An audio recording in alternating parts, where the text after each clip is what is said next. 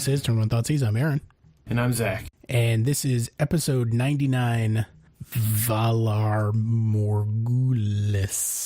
Yes, it's Valar Morghulis. It's the Game of Thrones thing. It is a Game of Thrones thing. That's where I knew I recognized it from somewhere, but I couldn't quite put my finger on it. This week we are talking about Modern Horizons. We're talking about Zach, and we'll probably talk about decks in there somewhere. This was between Modern Horizons. I can talk a little bit about GPLA or MFLA or LMFAO, whatever we call it now. I like LMFAO. You like it? Yeah. Because I went out there, played some Modern, got my... Let me be clear, I don't actually like the band that much, but I do think that's a clever acronym for the Magic Fests. The Limited Magic Festival and other stuff? Organization. All right. Limited Magic Festival and other stuff. LMFAO. There you go. All right. S. I will pitch it, and we'll see what happens. As always, we start with housekeeping. The Deck Builder affiliate link is still up, still going strong. https://store.deckbuilder, DECKEDBUILDR, Decked Builder, spell builder like a human spells builder in English. .com/T1Thoughtseize. Patreon.com/Turn One Thoughtseize, all spelled out.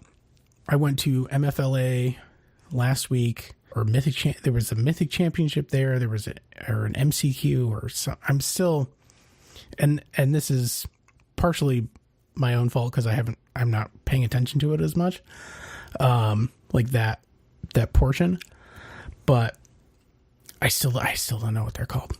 I elected to not play in the main event because I am dead money in that particular event. So I didn't find any value in like just sitting there all day.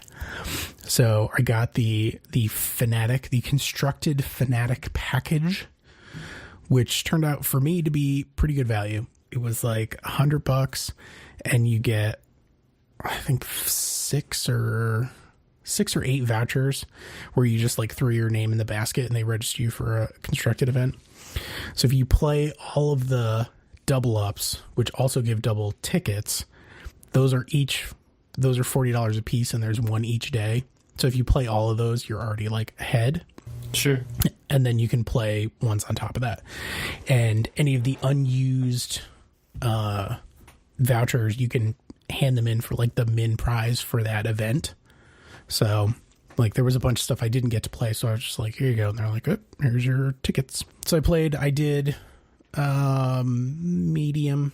I think I squeaked out a 50-50 win rate over the life of the events with my trusty Chalice of the Void and Thalia and Suppression Field. I had some very unhappy opponents.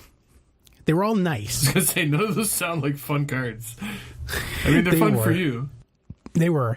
I picked up a couple things.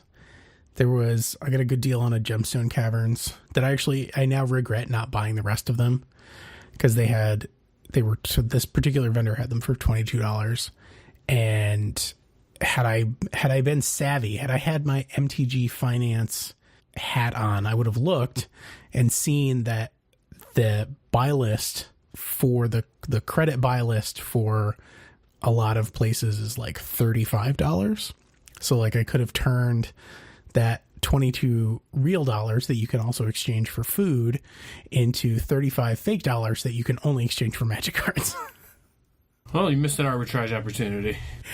I guess like I said, I still needed to like Uber drivers don't take store credit. That's what you think. I think I would be hard pressed, at least through the app, if there was like a... Look, if I was an Uber driver, I would snap take store credit. You can just... Sure. Right there. Just hand it to me. Value. I'm going to get some Force Wheels. Yeah. So with my winnings, I got a box of guilds and a couple of packs of allegiance The Allegiance packs, I opened a Vanifar, and the Guilds box, I opened an Arclight Phoenix.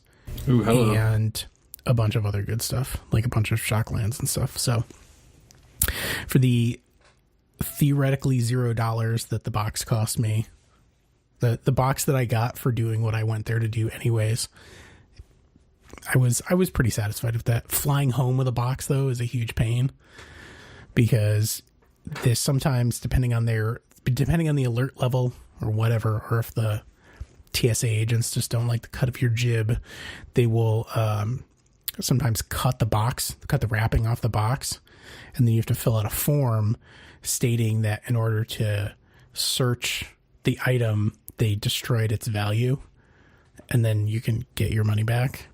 It's this whole thing. I was gonna say, that sounds miserable. I would just open the box and then take out the cards that were worth the money and put them in my other thing.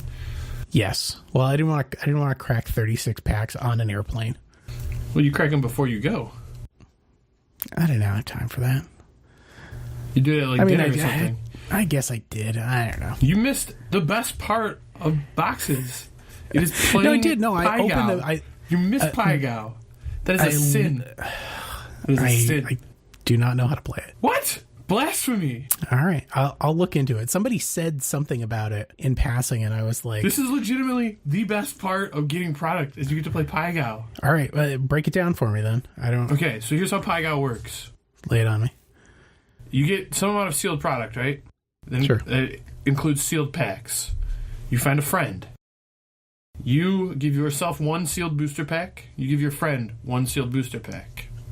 And then you play a game where each person opens their booster pack. You remove the tokens, so you have 15 cards. You build 5 decks of 3 cards, and you can build them however you want. And then you randomly play them against each other's like deck of 3 cards. And you play a game where like it's a normal game of Magic, except you both have infinite mana all the time, and you only have 3 cards. So you like play this game of like trying to figure out how to like build instant wins and like just like see how the cards change when you have infinite mana, and you try to figure out how to win when you have like 2 lands that just actually have no function in the game and like a card that doesn't do anything. And you don't lose from decking or anything. You don't draw any cards. So like sure, like divination, draw 2 cards, just has no text, doesn't do anything. So it's interesting. It's a very fun game. Like trying to like build the decks and figure out how to like build your decks of 3 cards each to like maximize your chances of winning, I guess. Okay. So it's like really, really weird Doomsday. It's like it's like a pack wars thing, but it's like kind of like sealed deck too. But it's a lot more fun than it looks, or like than I'm explaining it. But like when you play against a friend, it just creates these like really funny situations. Like for instance, I played a bunch of this at the last, I guess, Mythic Championship I went to, where I got some boxes of Ravnica Allegiance. And Ravnica Allegiance has a card in it that is 1 black mana for a 1/1 lifelink that has like 3 and a black. It gets +1/+1 till end of turn or something, or like 2 and a black. It gets +1/+1 till end of turn. So it's like wildly unplayable. The card's terrible. But in this game, because you have infinite mana all the time, it's just an infinite lifelink. So it just like creates these interesting scenarios where like cards that like don't look playable are actually just like insane, and like you gotta figure out how to like win through it. It's very fun. Okay. I believe you. I'm telling you, I have had people that I have like shown Pygow to that thought it would be dumb play, and they're just like, dude, we need to get another box. Like we need to find 36 more packs to crack because we need to play 18 more times. I'm like, all right, we'll find a box, I guess. All right. I mean, clearly, that's if you're gonna do it, that's the place. It is actually very fun because they're just like I don't know how to explain it. There are some like decks configurations you can build to just like win instantly, and there are other configurations you can build that like they're just like really mopey, and it's really funny just like how the games actually play out, because you'll have games where it's like, all right, my deck is 2 lands that don't do anything, and I have a 2/2. Let's see if I get there. And your opponent will have a deck that's like 3 lands, and you'll just win. Like, it's funny. So some of the highlights of my trip, I got to meet Jess Estefan in real life. She's delightful. So I played Jotun Grunt, which I talked about with Dylan in the last episode. Ooh, that is spicy. I like Jotun Grunt. And so, I felt kind of bad for my opponents because, like, Jotun Grunt, for what it is, has a lot of text on the card, and no one had ever seen it before. And so everybody's reading everything, like reading all of my cards. I had one exasperated dredge opponent who didn't have a way to kill it, as it was just like eating up his graveyard every turn. He's like, "How is this a card?" He's like, "How is this an advantage?" And I was like, I don't know. I was like, Cold Snap was a weird set. I got a lot of Cold Snap cards in this deck. Field Marshals from Cold Snap too. I played 2 Tajiks. That's actually how you know you have a good modern deck, is when you have a lot of Cold Snap cards in it. That's it is certainly the gold standard of modern playability. I played 2 Tajiks. He was an overperformer, mainly for like messing up conflagrates. Okay.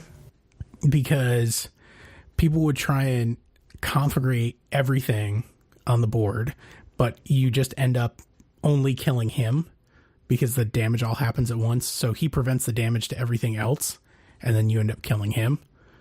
Sure. So conflagrate, I mean, it's still good in the sense that you still get to like discard all the cards you want and kill one guy, but you don't get to just like free ride Wrath my board, which was nice. I also played... What about Precinct Captain? Precinct Captain's kind of sweet. Precinct Captain he's okay. The problem is he has to do damage to the player for you to get the token. Yeah, so it's kind of like... And I'm not saying that I don't own 4 copies of Precinct Captain and like basically every even remotely playable soldier. Because you do. You own 4 copies of Precinct Captain. I absolutely do. Yeah. On that we agree. So I decided that how did you not play Tecatl Honor Guard? That's like your card. I know. No, it's a good card. I played it. It's literally I didn't have any on a stick. That's like... I know. You love Torpor Orb. I do love Torpor Orb. You try to put Torpor Orb in the sideboard of your humans deck. I left Tecatl like, Honor my Guard entire is a human sideboard too. at You home. can put Tecatl Honor Guard in your humans deck. So yeah, there's so much good stuff there. Synergy. No, I left like my entire sideboard at home, so I had to sort of like pick through and figure out what I was willing to rebuy, and also what people would just have, because I was like, man, I really love another Captain of the Watch. Weirdly, when you go up to a bunch of the big stores and they're like, hey, do you guys have this bulk rare from like whatever M11? Most of them said no, but there was actually a superhero of a lady, and I don't remember her name, and she did not have a sign up as to what the name of her little store thing was.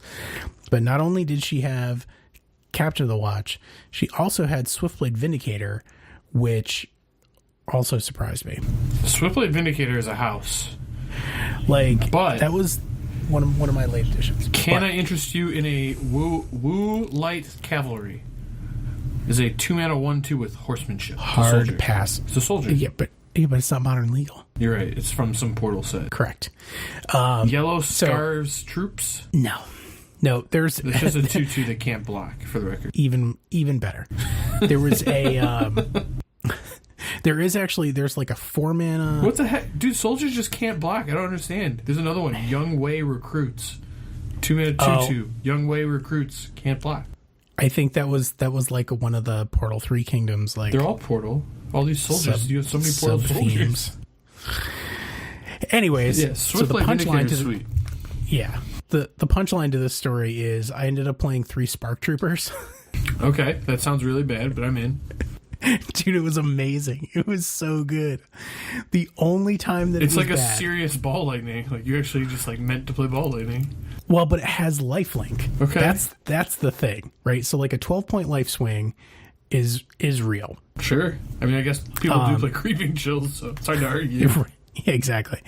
And the the surprise factor of it coming in off Preeminent Captain is great. You don't have to pay for it off Preeminent Captain. It's also great. Tons of readers. It gets all the soldier buffs. So like if you have a field marshal out, it's a 7/2, etc. Like that does seem quite large. It's a very large soldier. It's a big. That's a big boy. And so he did the business. Every game that he connected with a player, I won. And I sure hope so. You just hit him for 7. Yeah. The game that I lost was against a guy who was playing red-green Phoenix. What? And the green was for 4 main deck Atarka's Command. Oh. Yikes. And a bunch of sideboard cards. He had like Nature's Claims or whatever on the side. Okay. Otherwise, it was basically it was mono red Phoenix with Atarka's Command. And I got blown the hell out by Atarka's Command like it was 2015. It was just like swinging with my guys. Here's my Spark Trooper. He's like, what is that card? And I was like, okay, go ahead and read it. It's got a lot of stuff on it. And he's like, oh, lifelink? And I was like, yep. And I'm like, main deck getting skull ready. Crack you.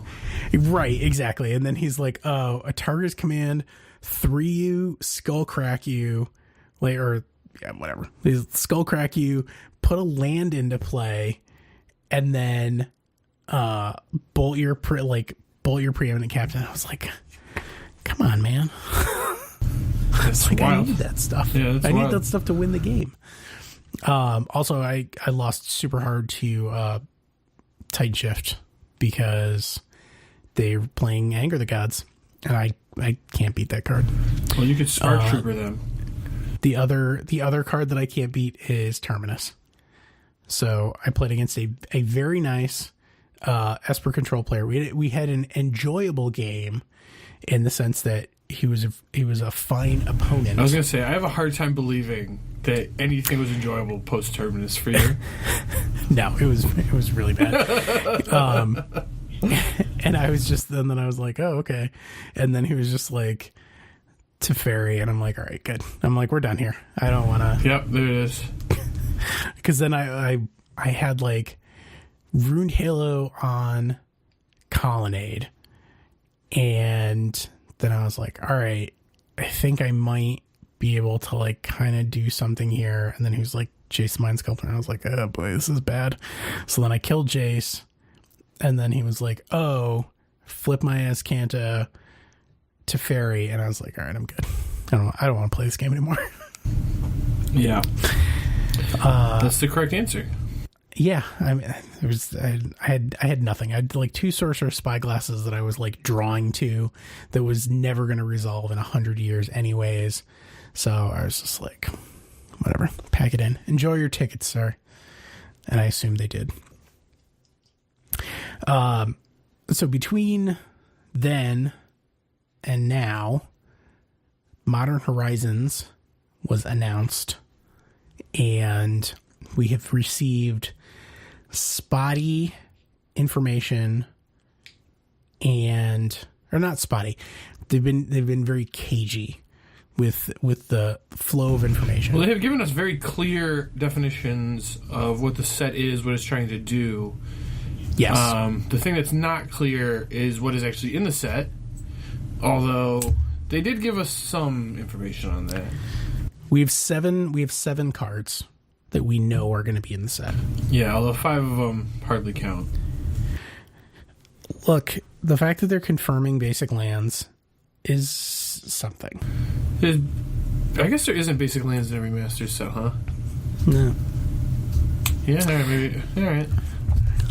Or at least it sets a stage for people to like do the math once like the card numbering, like people who run those spreadsheets where they're like, oh, this card could be here because it's this number and they're in alphabetical order and blah, blah, blah, blah. That's all.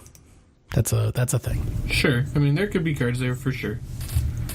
So the 2 cards that were previewed were Cabal Therapist, which is basically like slower. Yeah, it's a single black mana for a 1/1 horror.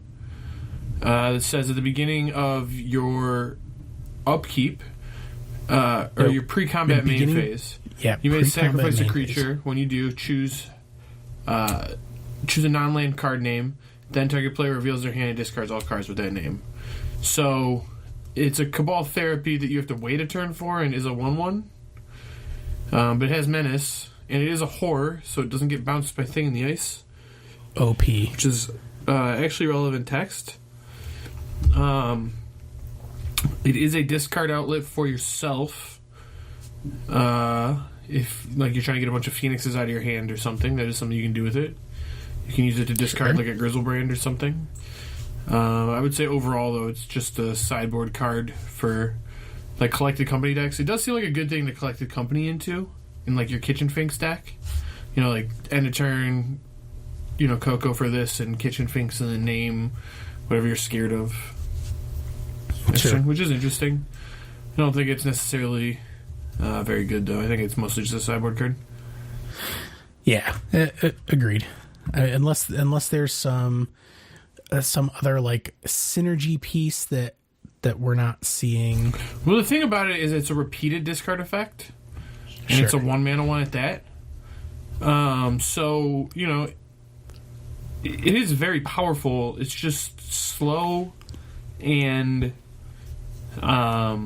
you know, I think it's just too slow. Mostly is the thing. Like if it was like at the beginning of your post-combat main phase, I think the card would be very good. Sure. Sadly, it is pre-combat, so you can't trigger it the turn you play it. Well, unless you have the Ether Vial. Yeah, I guess you could vial it in and then sack something. I mean, that is a real thing. So who knows? Maybe they're going for like a black-white. Well, it does seem like it plays really well with the card Lingering Souls, but again, I think it's really slow. I mean, it's a 1/1 too. It's like if it was like a 2/1, the card would be insane, I think. But as a 1/1, it's just like, it's fine. Yes, and of course, a Planeswalker, because nothing brings the kids to the yard like a Planeswalker. So Sarah the Benevolent, 2 white legendary Planeswalker. Sarah, 4 loyalty, +2 creatures you control get flying. Oh, creatures you control with flying get +1/+1 until end of turn. So +2 favorable wins. -3 create a Sarah Angel. -6 you get an emblem with if you can. Oh, -6 worship emblem. So I think it's very good. I don't know. I don't think this card's good at all. I think this card is mostly unplayable. It looks sweet. Really? Yeah, I think it's horrible. It's it's certainly a build around. It's good in the types of decks that aren't good in Modern, mostly. And, like, I don't know, like, would you play a 4-mana 4/4 flyer? Like a 4-mana Sarah Angel? I wouldn't. Would I play Sarah Angel? No.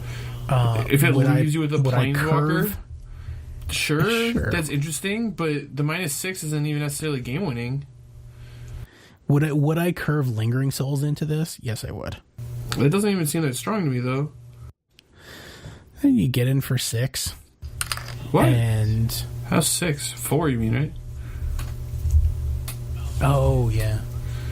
It's like +2. Yeah. Like if it just gave creatures you control +1/+1 until end of turn, that would be interesting. That card would be very powerful. The fact that they have to have flying to me is like a lot less interesting. I mean, you could also just build a deck of all flyers. Like that's a thing. I mean, yeah, you certainly can do that, but we're talking about Modern here. Like this is a like 4 Modern power level set. Like this is a 4-mana Planeswalker, which like by the time it comes down, most decks like have already won the game or set up to win the game in this format. Like, you know, like Karn costs 3 mana in this format. It's like it just starts eating your hand and vindicating your stuff, and this thing is giving your flyers +1/+1. Like, I don't know. It just seems really underpowered for the format to me. I think if this card was like legal and standard, it would be busted. It'd be like very strong, but Sure. I don't think it's necessarily better than Gideon Ally of Zendikar, which is like a fringe modern playable planeswalker. Sure. I mean, that card was very good too. Like, don't get me wrong, but yeah, I think it's mostly better than this one. So who knows? Maybe she's a. She looks sweet though. I'm sure she's good in Commander. She has to be great there. I'm sure there's like, you know, there's times in Standard where she would have been insane, and like, I actually think there's a chance like she's more interesting in Legacy. Although she's still probably not very good there. But she is more interesting there to me. Yeah, I think there's like a world where she's in like a devotion opalescence, like somehow get wonder into your graveyard so all your ley lines have flying. Look, if Sarah was ever going to go in any deck, I don't think she goes with Lingering Souls, although she is very good with Spirits. And the fact that Spirits plays Warship in its sideboard and has mostly flyers anyway makes her interesting. Okay. I can see that. Is she actually good? Probably not. Still probably too slow. You know, Spirits, since they've got their 2-mana Lord, have not really had a, like, you know, they're not really looking for more Lord effects necessarily. Sure. But Sarah is interesting. Yeah. I mean, it's there. It is there. So that's what we know as of right now. They also said very pointedly that the idea of the set is not to I don't remember the exact wording, was something like revolutionize, fundamentally change, or blow up or fix Modern. So immediately people were like, I don't think they said they wanted to fix. What they just wanted to add more to Modern. Like, they wanted to, you know, make archetypes that aren't necessarily viable now by giving them, you know, power upgrades and stuff. So I think what they're saying is they're not trying to like completely change the landscape of Modern. They don't want to like blow it up and put like, you know, like 10 more Moxes in the format. But they are very interested in, you know, making decks that are like very fringe, you know, better again, so that people just have more decks they can play, which sounds like an awesome idea. Like, I think that's like the best thing they could have done with the format. And, you know, with what we're seeing, it seems like, you know, they said there's going to be cards from Legacy that they would like to port over, and they designed a bunch of new cards. And, you know, the new cards that we've seen so far do seem to be, you know, cards that just kind of upgrade stuff in existing archetypes. Like Cabal Therapist, you know, could go in a tokens deck or whatever, and Sarah seems like an upgrade in Spirits. But for the most part, they're not like Sarah's not going to revolutionize Modern. It's not going to warp the format drastically. It's just like an upgrade decks that are already there. So immediately the hot takes started flying. Like, it was insane. And people were immediately like, Legacy's dead, because if they're just going to turn Modern into Legacy, like, why would you play Legacy? And they're not wrong, but they're also not going to do that. Well, so I agree with you, and I kind of agree with them. There's a lot to be made on that topic. And we actually kind of had like a pre-show meeting about it that I thought, you know, some interesting stuff came out of, where, you know, we were talking, and I said that I really like Legacy. I think the format is very fun. It's very interactive. There's a lot of fair games, even though the format feels like it should be very degenerate. And I think a lot of it has to do with some of the cards that are there, some of the tools fair decks have that they don't have in Modern.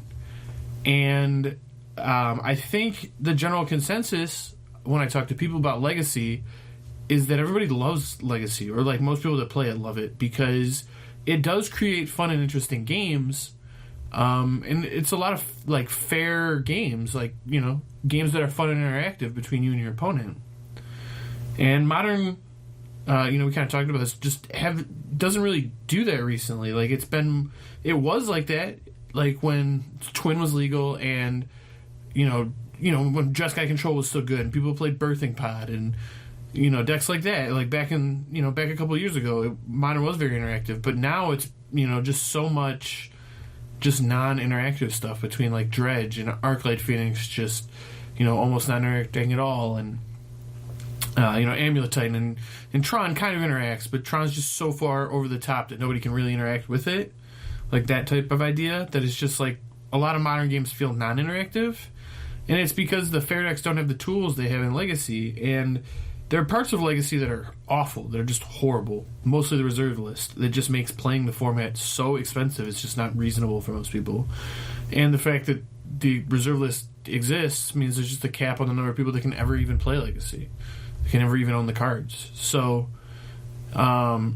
if they wanted to turn Modern Horizons into, like, using Modern Horizons, they wanted to turn Modern into reserve list free Legacy, I actually would be for that. That said, I don't think that's what they're doing, but it is interesting. Well, the big thing is, right, so the reasons that people play Legacy are so they can play Force of Will and Brainstorm.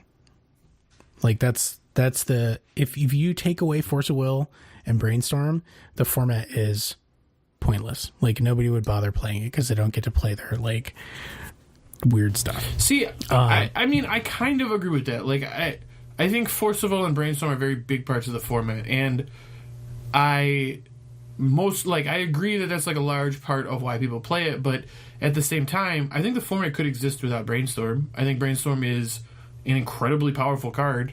It's in over like 50% of the decks in Legacy. It's absurdly good.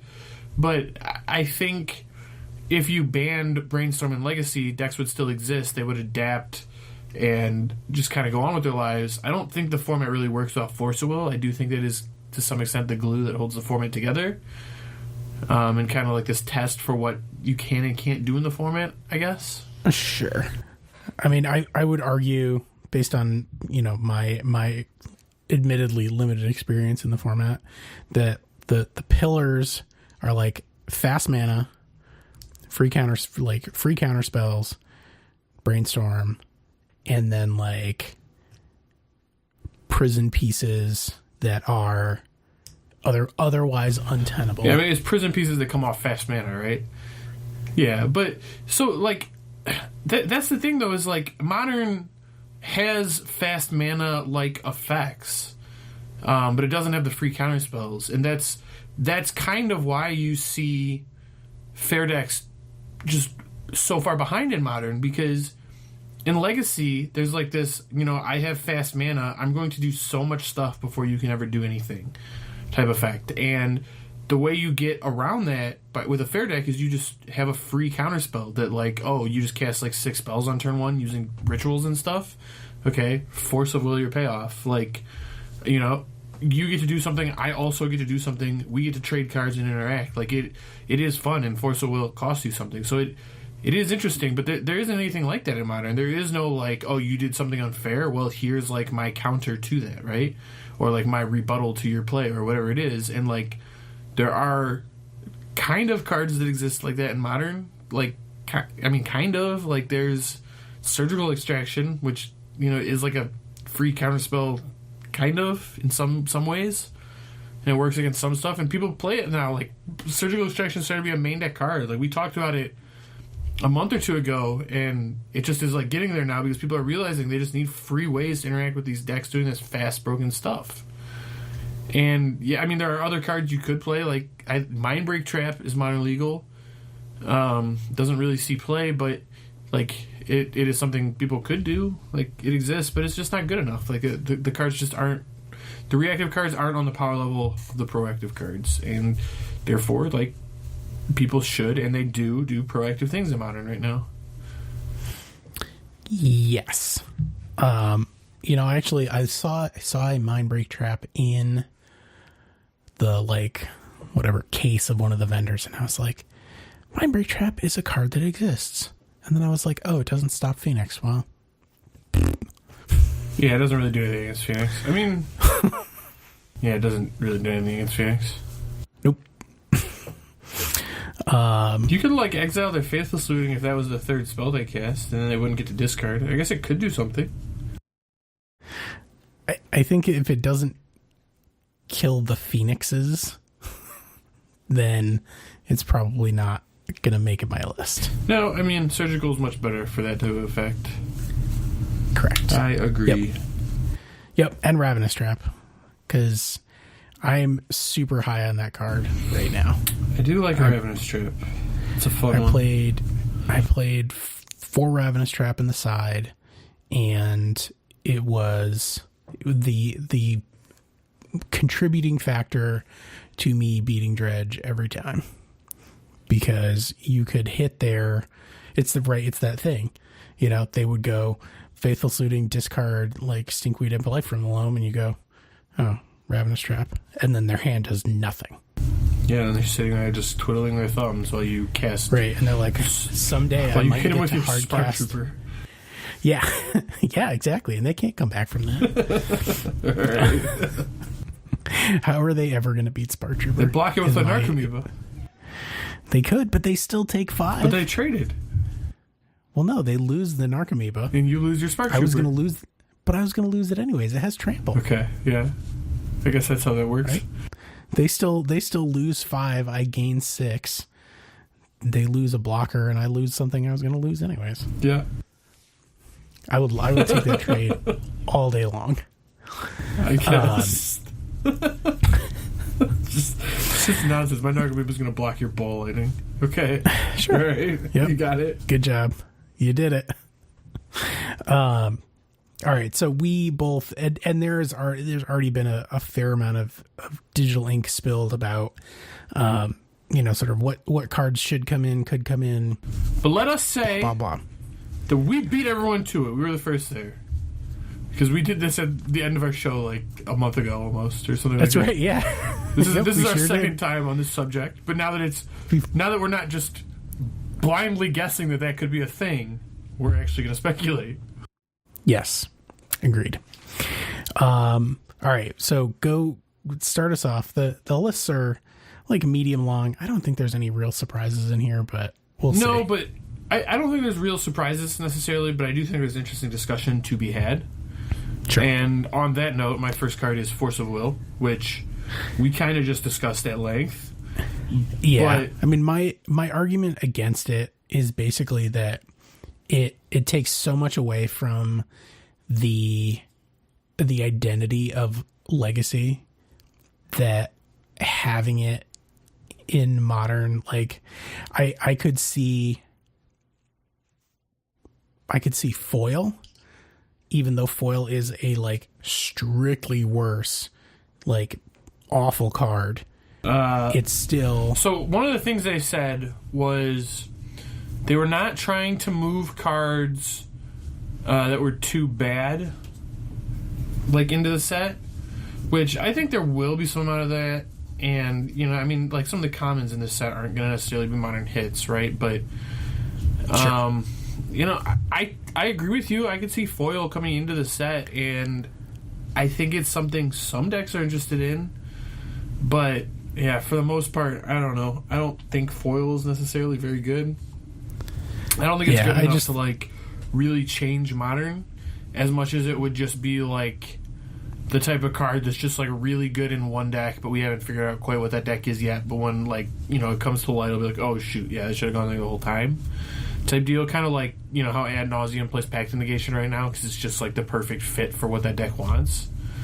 Like, I could imagine Foil finds a list like that, but it's not like Force of Will, where Force of Will is just this, like, looming specter on the format that's like, oh, are you trying to do something degenerate? Well, the fair decks have something to fight back now, Sure. And then the fair decks fight each other game one, because they're like, oh, Force of Will, you're Force of Will. Yeah, and that's actually been one of the things I've found to be the most interesting in Legacy, is that it seems like you're supposed to play 4 Force of Will because it's just your best card against the unfair decks. But it's like almost just like good enough against them anyway that like you don't even need to be playing 4 necessarily. Like in some matchups, like you're actually at an advantage if you only have like 3 or like 2 in your deck. So I think the card is more interesting than it seems like it would be. That said, I mean the card is just ridiculously good. So It's entirely possible it's too good and not healthy for the format. That I am not sure of. Yeah, like I said, it would surprise me whether it is prudent or not. I don't know. It would surprise me very much to see it included there. Okay, so I agree with you on that. I think would be very, very surprising for Force of Will to be in this set, and I do not think that it will be. That said, I think Modern would be better if it had Force of Will. I don't know though, and that is a discussion that could definitely be had. Yeah, I mean that one. That's one of those just like the format is too big for me to really know, and it really is like format warping, which is like something that they mentioned like in the set description that they were trying to avoid. Like they weren't trying to print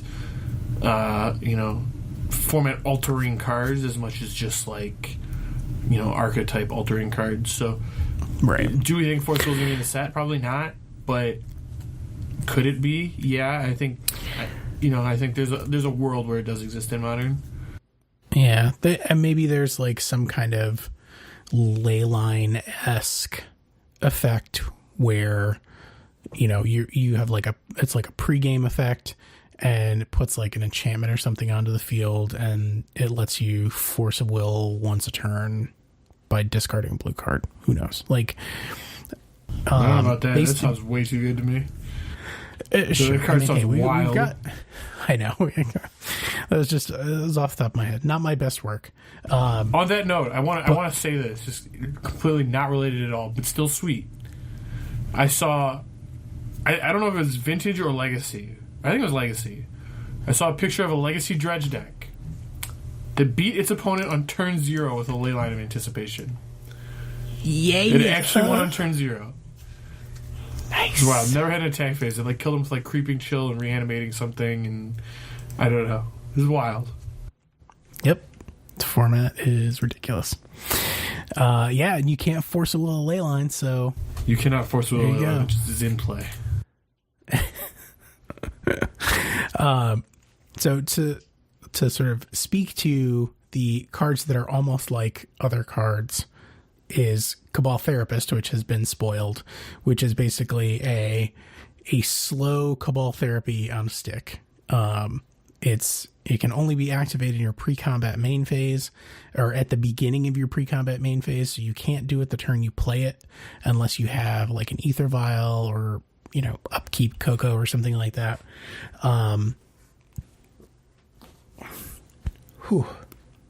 Excuse me. To get it into play. And it's literally it's a 1 mana, it's single black for a 1/1 horror with menace, and at the beginning of your pre-combat main phase you can sack a creature, and then it just has the Cabal Therapy text. Name a card, your opponent reveals their hand, they discard all cards that have that name. Or no, it's not opponent, is it player? That's an important distinction. I think it's target player reveals their hand. I think it's literally just the text from Cabal Therapy. When you do choosing on the card. Oh yeah, target player. Okay, yep. I was gonna say, because if it's target opponent, then it's just way worse.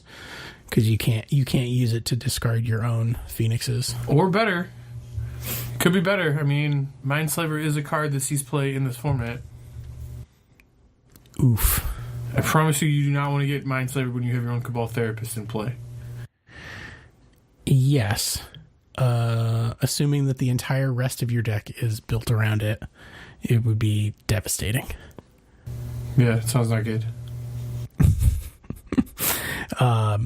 So yeah, but this is a. I mean, the decks in Legacy that play Cabal Therapy, often play it because of the flashback. So flashback, sacrifice a creature is quite good in a number of decks. Yeah, I mean, you're right. They are. I mean, to be fair, most of the decks that played it, in Legacy's history, have played it because they were already interested in playing Gataxian Probe, and then it was just busted. But past that, you're right. It's the sacrifice, because the front side of Cabal Therapy is just not actually that good. It's fine in some decks, but it's not that good. It is particularly good against the card Force of Will, but that's, not a point that's super relevant in Modern, being Force of Will isn't legal there. But the backside is messed up because you've already seen their hand, and the decks that sacrifice something are usually like sacrificing something that really doesn't matter, like a Young Pyromancer token, or like a Narcomoeba, or an Icarid, or like an Academy Rector, where it's like, oh, I gotta lose my 2/4 or whatever Academy Rector is. I'm gonna put, I don't know, X busted Humility. Not Humility. They like, it's like Overwhelming Splendor or Omniscience or just like wild stuff. They get some crazy stuff in that deck. Sure.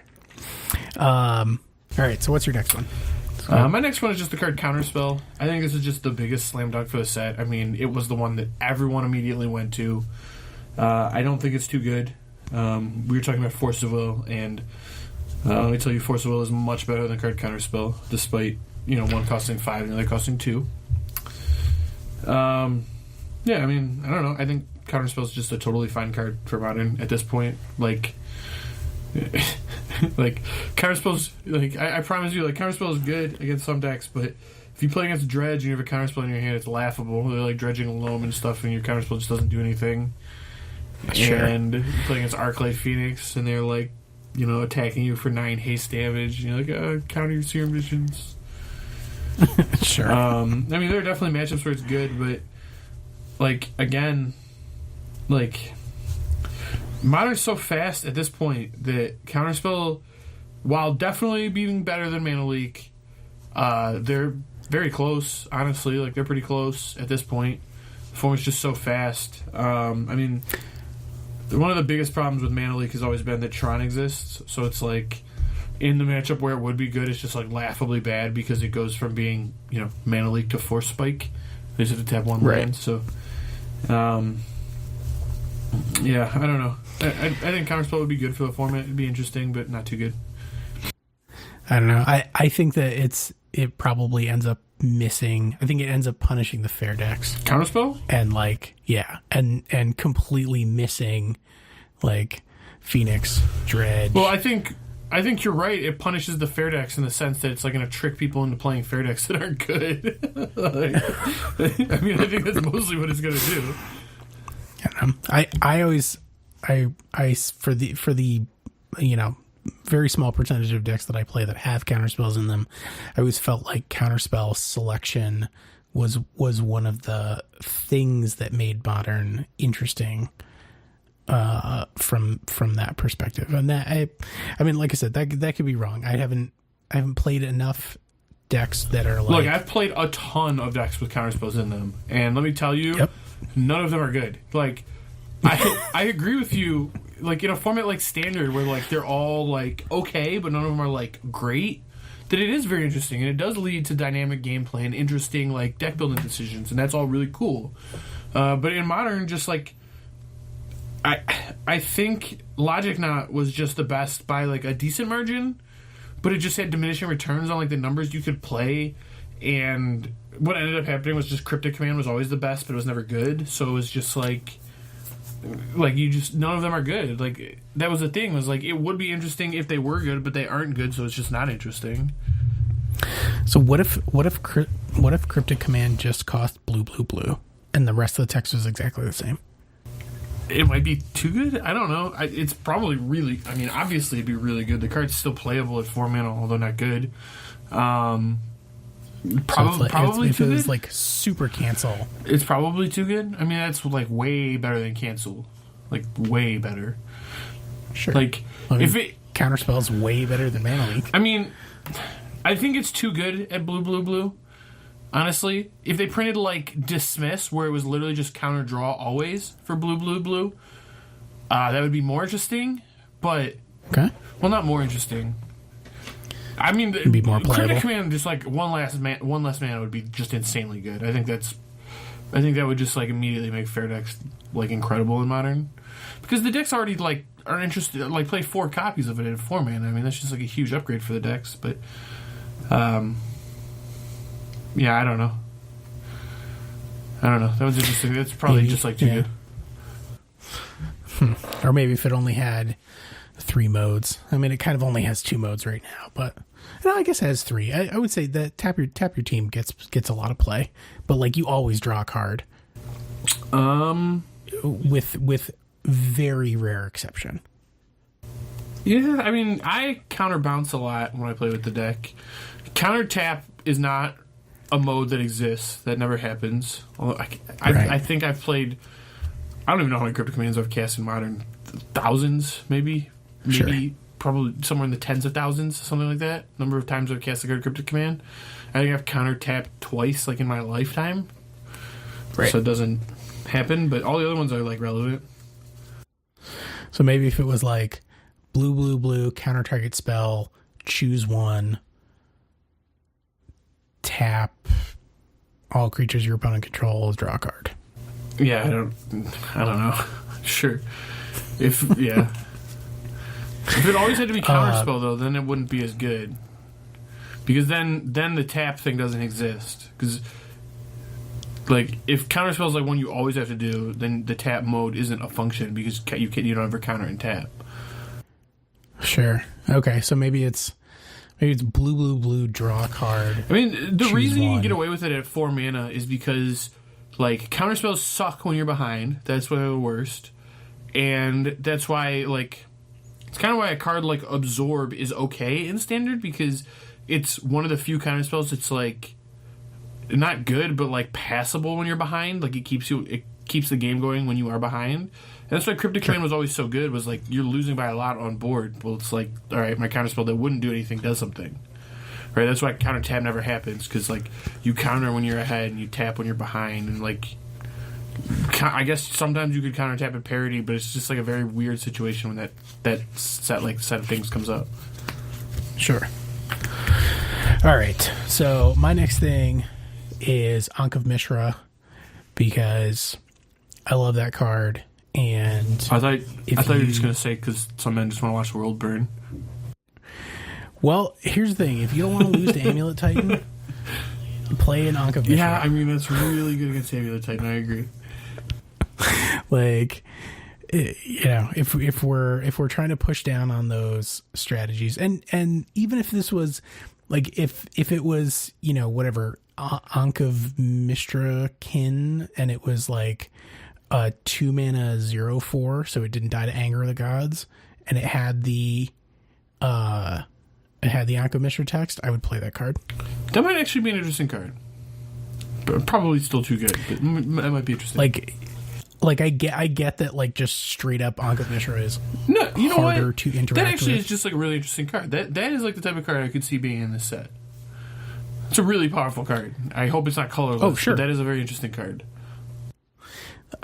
Hey, look, I tweeted about Magus of the Chains like 2 years ago. When Magus of the Will came out, whatever commander set that was in, I was like, I remember. When are we getting Magus of the Chains? And so if there's a Magus of the Chains in this set, I will be very happy. That would be a sweet card, I think.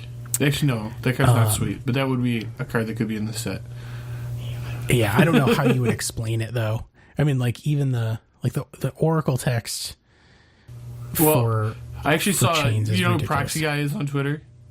Oh, yeah. Oh, his flowchart is great. Well, I saw a Magus of the Chains proxy card he made that is just a flowchart, basically. Yeah. It's just a flowchart on how to resolve Chains of Mephistopheles, but like I think it was like an 03 or something, I don't remember exactly, but it is interesting. Yeah, so some type of Ankh of Mishra effect that costs 2. I think that's the thing, because like Zozu the Punisher exists, and I have played him recently. I think by now it was last year, but that only means it was a couple of months ago, and he did the thing. Like, the problem is costing 3 mana is a big, like, it's a big ask. So if I could have like Zozu at 2 that didn't die to Anger of the Gods, I would be a happy camper. Like, hell, make it cost red. I don't care. You know, like at that point, it doesn't matter. I don't think we're going to get any red walls like red functional walls, but You're a monster, Aaron. What? A red. We don't need another Eidolon. So much punish.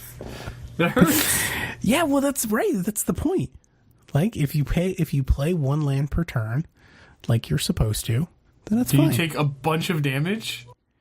You take 2 every turn. Look, I'm not here to solve all your problems, okay? You wanted a card that would go against Amulet Titan. I'm giving you a Wait, card I don't want a card that would go against Amulet Titan. I've been playing Amulet Titan. This is so bad for me. All right, so what's next? Speaking of lands. All right, well, we do have some lands here. This is the Tranquil Thicket, Barren Moor, Onslaught Cycling Lands cycle, I guess you'd call it. These cards are sweet. They are very, very good for monocolored decks. They help you with I want to play some extra lands so that I make sure I don't have to mulligan as much, but when I'm flooding out, I can just pay 1 and cycle a land away. Like, they're just great cards. They pair very well with Life from the Loam. Very, very interesting and modern. They have huge drawbacks in this format of coming into play tapped and being bad against Blood Moon, and insert X other things here. Am I scared of them in Dredge? Yeah, they're probably like really good in Dredge. Should we measure everything against Dredge? No, we should probably just ban all of Dredge because Dredge is ridiculous. Or we can just ban Creeping Chill. That'd also be fine. But I'd be fine with that. That card is just yeah. Yep. Agree. Okay, but anyway, these cards are awesome for playing fair games of Magic. They just help you do that more consistently. So I think they'd be cool to have. Yeah. Now, I also, I don't even remember if I talked about it on the show. I'm sure I did. But I built a Life from the Loam deck that had the 2-mana cycling lands in it. The deserts and the other ones. And it wasn't bad. Obviously, like, I wanted them to cycle for 1, and the deck would be like playable. I mean, this deck was playable, but it was really only good against control decks. Because you could outgrind like any control deck, because their card advantage was nothing compared to like 2-mana get 3 lands. Yeah, I mean, back, it's an uncounterable 5-mana draw 3. You draw every single turn of the game. Like, that's yeah, it was great. So like I said, even those effects at 2 mana were like almost there, and so to have the single mana cycle would be quite good. I would be extremely happy with that. Innocent Blood is another, like, I'm unclear why. Well, I know why it hadn't been done previously, is because it would be not even necessarily like too powerful for standard, but it certainly wouldn't be fun in standard. Like a 1-mana symmetrical edict. It's probably too good for standard. It's really close. Yeah, but it's probably too good.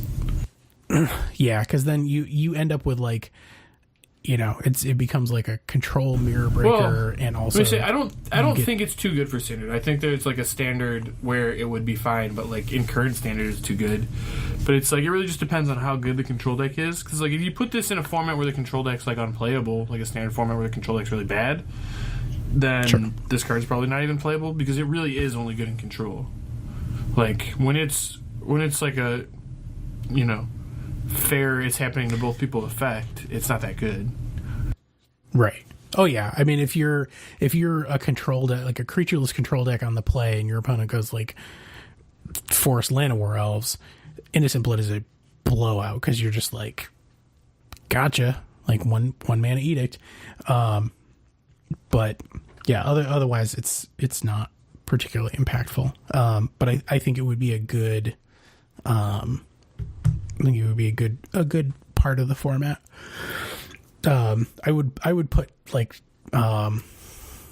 Diabolic Edict in that same category. Like Diabolic Edict, maybe even more so because it cuts down on some of the Emrakul nonsense. You just like hold up your Diabolic Edict, and they're like, through the breach, gotcha, and you're like, Diabolic Edict, gotcha. Yeah, I could see, and there's no force. I could see will, Edict. so. Edict is totally a fine card. Yeah, I mean, that Edict is actually like a type of card I expect to be in this set. Like, I will be shocked if there's not a Diabolic Edict or like an Innocent Blood or like some card along those lines in this set, because there really just isn't anything like that in Modern. Like, the best Edict in Modern forever has been a 3-mana Planeswalker, and she just isn't very good anymore. So I think it's time for like a 1 or 2 mana version of that effect. Yeah, I mean, like we have Geth's Verdict, but like Breach and stuff like that is not played enough to make it worth playing, and it also has a very restrictive casting cost. So like, well, there's also just not indestructible 2020s and creatures with protection from you in this format. Yeah, anybody that's like, I hope they put True Name Nemesis in Modern is literally out of their mind. I think True Name Nemesis is fine for Modern, honestly. I think it'd actually be pretty bad in Modern. The card is a travesty magic design. I agree with you. The card itself is heinously designed and horribly unfun, but like, I think it actually says something that I don't think it'd be that big of a deal in Modern, the way Modern currently is.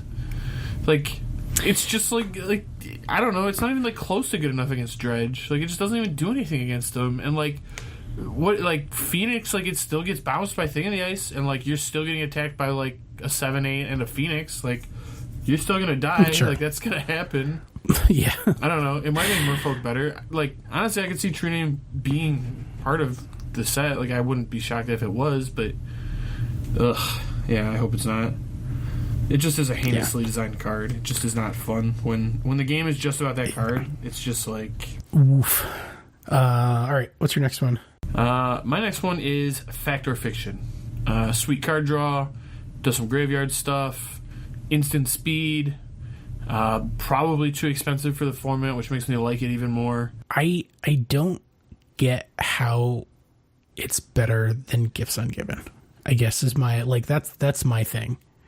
Is it that you get 2 cards, or like you get to make the piles? No, it's better than Gifts Ungiven in that you get the card you want. Like, Gifts Ungiven, you never get the card you want unless you set it up so that you always get the card you want, I guess. Sure. Fact or Fiction, they make the piles and you choose. So it's like... Oh, that's right. That's why it's different. It's because, like in Gifts Ungiven, you make the piles and they choose. So it's like they're trying to give you the bad one. In Fact or Fiction, they're trying to figure out, like, they know which one you want probably, and they're trying to figure out the best way to set it up so that, like, you're not taking that one, or when you do, you get like a worse pile or whatever. But like, if you really need one card and they like 4-1 it, well, it's like, hey, I drew the card I really needed. Like, that's usually fine. Right. Huh. Yeah, I guess so. I mean it's really, like, I mean, you should think about it like a 4-mana draw 2.5 where your opponent gets to see the card you draw. Like, is it good? Yeah, like, it definitely is. And like, if Storm played it, for example, like, it's probably much better than the 3-mana thing they're playing right now, whatever that is. So it's probably too... Oh, pieces of the puzzle. Yeah, it's probably too good in that deck. Like, it can get their lands and their Electromancers, like, stuff they want. But like, I don't know. It's a sweet card. I think it's fun. I think it's fun to play with, so I could see it. Yeah, I would be concerned about Storm's power level with that card in play, but I don't know. Honestly, like, I think I think Storm is almost completely unplayable right now. I can't imagine, like, unless you are exactly like Caleb Shearer or Paul Muller, that's his name. Like, unless you are exactly one of those two people, or John Finkel, and I don't even think Finkel would play Storm right now, just don't play that deck, because you're just going to get clowned by Phoenix. You can just play Phoenix. Like, that's just a card or a deck that is legal that you can play, and it's just better than everything else. Or you could play Dredge, which is a deck that is just legal and you can play, and it's just better than everything else. Right. There's a lot. And it's weird that they're both 4x Faithless Looting decks. Very strange. Yeah. Weird coincidence. Notice a pattern emerging. Okay, so your next card was Careful Study? Big Pox. Careful Study? The old Sick Day. Big Pox. It barely sees play in Legacy, where there is a deck that has its name that is named after it. It sees one of play in Pox sometimes. I've seen as many as 3, I think, played. I've never seen anybody any time recently play the full 4. It's just a big sweep. You pull out the calculator, and you're like, how many permanents do you have? Divide by 3, round down, get them out of here. Cards, lands. It's just it's a nice black control card that is restrictive enough in BBB, also in a format where Dark Ritual doesn't exist. Not that you would cast it on turn 1, but the fast mana, being able to cast it off of like 1 land and a Dark Ritual when your opponent is way ahead is crazy. So without that stuff, it's just a neat, old, flavorful card that supports a fringe archetype that I happen to like. Call me selfish. Guilty as charged. Plus, it had sweet art in 5th edition, I think, was the last time it was printed. And the alternate art is very cool. What's the Urza Saga draw 2 untap 3 lands? Draw 2, discard 2. Oh, Frantic Search? So is your next card Frantic Search?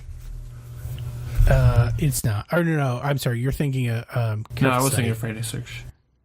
Oh, you were thinking Frantic Search draw free instant speed draw 2? Yeah. And Careful Study. No. We should just unban both of those. The format would be so much better if we had more Faithless Lootings. Yeah. I'm going to say no.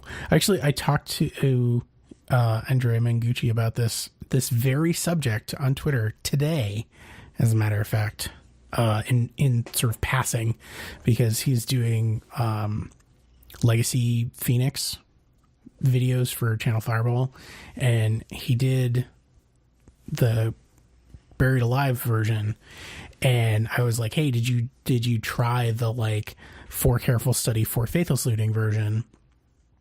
Is that any good? And he was like, oh, I did that last week. So I went and looked up the video. He didn't do, it wasn't 4 and 4, it was 2 and 2.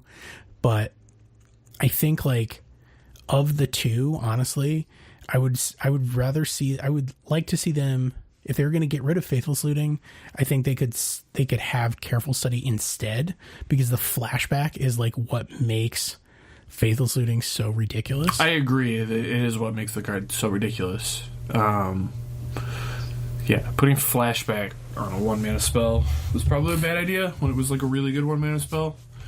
I think they kind of should have learned their lesson with Cabal Therapy. That card was too good. It's always been too good. But, I guess they didn't, whatever. Doesn't matter.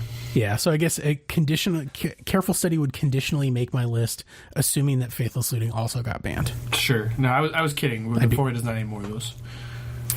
Okay. Yeah, I mean, Frantic Search is just insane, but that's a whole other ball of wax. Okay. That one's not even necessarily a dredge card. It's more like a Storm or Tron or Amulet type card. It's an everything. It's an everything with an island card. But no, it's not. It's an everything really with blue mana. No, it's not. It's not that good.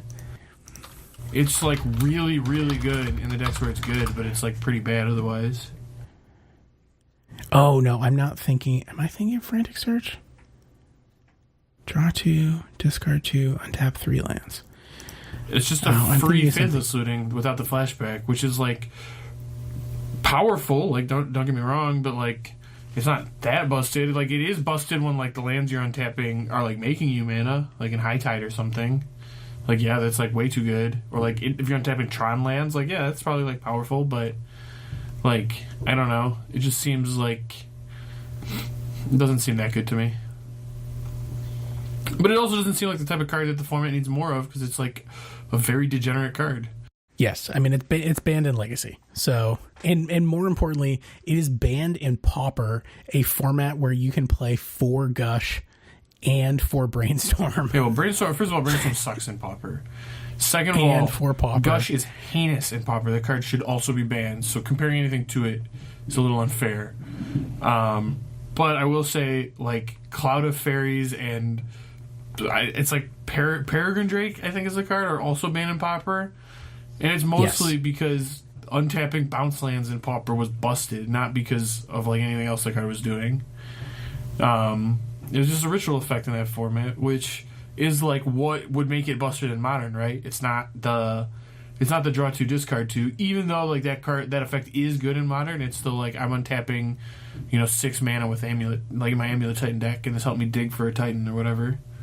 That's like powerful. Yeah, or I double untapped my search for Azcanta.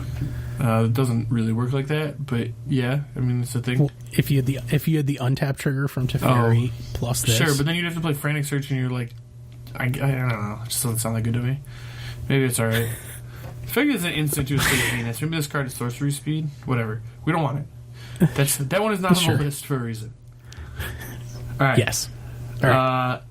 My next card is Portent.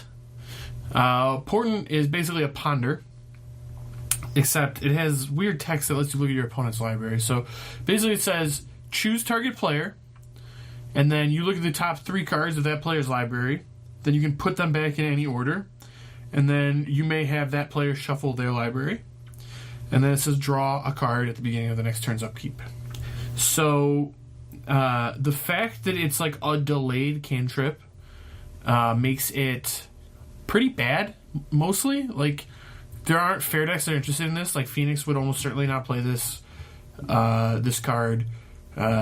There are very few fair decks that are interested in this card at all, actually, just because it's so much worse than, like, Sleight of Hand or Serum Visions or Opt or any of the blue cantrips you can already play, except in decks that have Miracle cards, in which case, then it's much better because it's very good at triggering Miracles. Which is why I want it, because it would make, like, blue-white Miracle decks a little better. And that's mostly what it is. Like, there aren't very many other decks that want this at all. Yeah. I don't know if I don't know. I don't know if I consider Miracle decks to be fair, personally. But that's sure, like, I get it. But the other thing about it that makes it more interesting in Modern is that it does see 3 cards. So it is digging deeper than other cantrips of that effect. Which is definitely interesting. I mean, that is a real card. It's actually powerful enough for Modern. I think it's probably safe in the sense that like it is sorcery speed, and the cantrip is delayed. Like, this was actually before Opt got printed into Modern. This was one of the cards that, because people have been complaining about the cantrips in Modern like for literally forever, since Ponder got banned. Like, since Ponder Preordained got banned, people are like, oh, my cantrips are terrible. And they're not entirely wrong. And one of the things that we suggested all the way back then, it must have been like 2016, was Opt, and then Portent was also one of our suggestions. So I would not be surprised to see that in this set. Not because we talked about it, but because I think it's a fine power level card for what most people want. Oh, but then your Miracles deck can also play Mishra's Bauble, so you can like set up your Miracle to be. Nope, that doesn't work. Nope. Okay, never mind. Forget I said that. It doesn't work. I don't know anything about Miracles other than I don't like losing to them. I mean, Mishra's Bauble does work with Miracles. Let me make that clear. It does. No, just don't do this. Yeah, well, I was going to say, like, it doesn't. They wouldn't work together. No, because it's just the first card. Really work, no. Yep. My next one, I guess I would put. Well, it's Darrow Warchief. Obviously, I think probably the whole Warchief cycle at this point could be reprinted, because we are only missing. All right, so Darrow Warchief is soldiers. Goblin Warchief we have, and that's goblins. Krozen Warchief is beasts, and so these are all cost reducers that have something else some other things. So Dara Warchief gives soldiers +1/+2. Goblin Warchief gives goblins haste. Krozen Warchief makes beast spells cost 1 less, and it regenerates beasts for like 1 and a green. Like, wow, that card's terrible. Undead Warchief was also already in Modern. It was time shifted. And Mistform Warchief is an illusion. Okay. Whew, there's a lot of text on this card. Mistform Warchief, 2 and a blue for a 1/3 illusion. Creature spells you cast that share a creature type with Mistform Warchief cost 1 less to cast. You just and you shortcut this and say none of it's good, and we can this is not a real card. That is not a real card. Yeah, Mistform Warchief, not a real card. It's like a weird man. Yeah, it's bizarre. But yeah, so Dara Warchief, soldiers could use some love.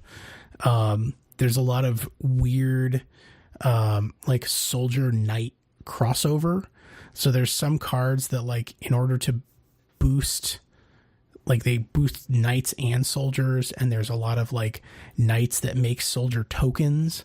So it's sort of an awkward tribe right now, because like the knight tribe is super clunky, and other than like History of Benalia, which was like their new big payoff, it's odd. So like having another white tribe to me would be great.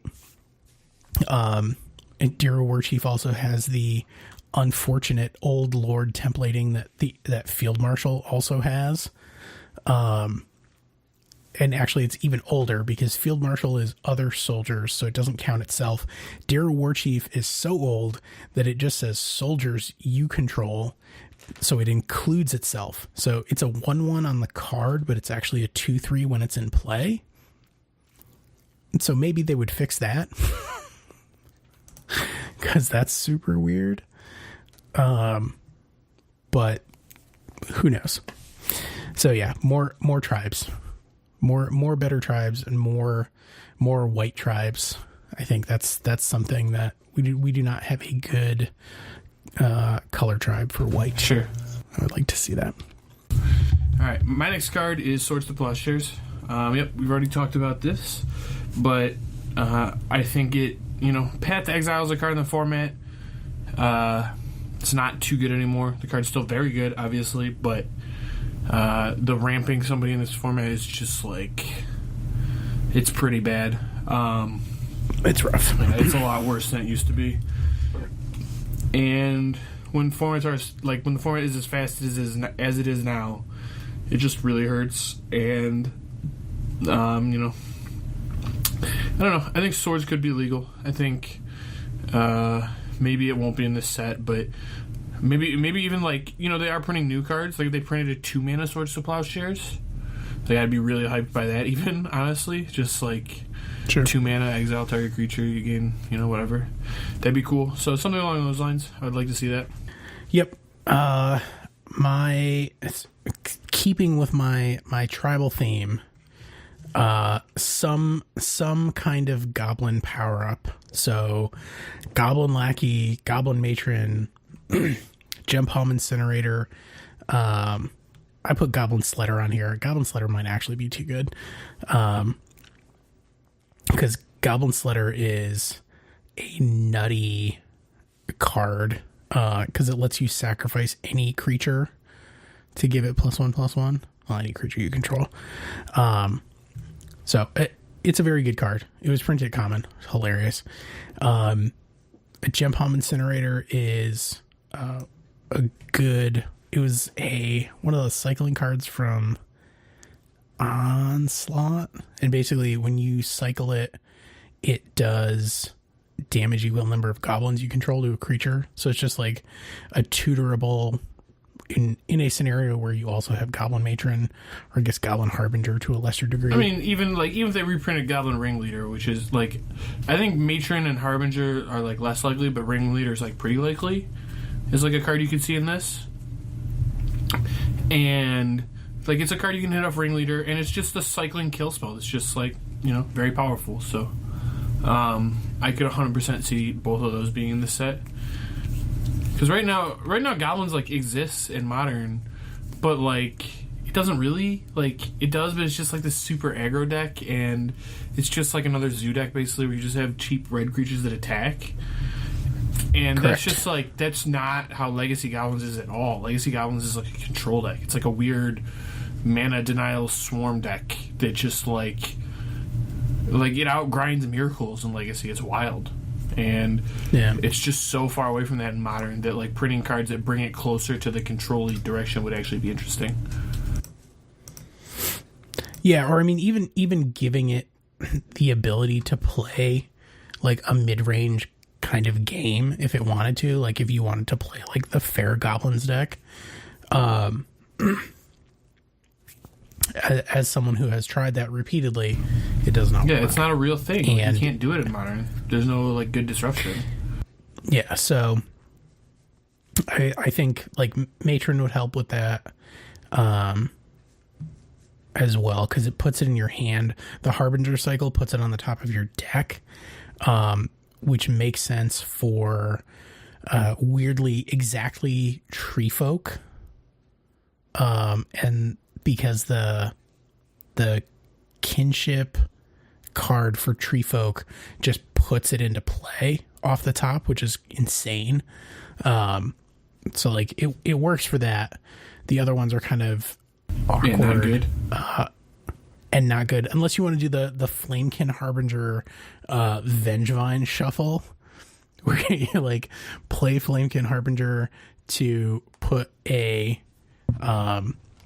Vengevine on the top of your deck and then like mill it over with Faithful Suitor or something. Yeah, that sounds not good.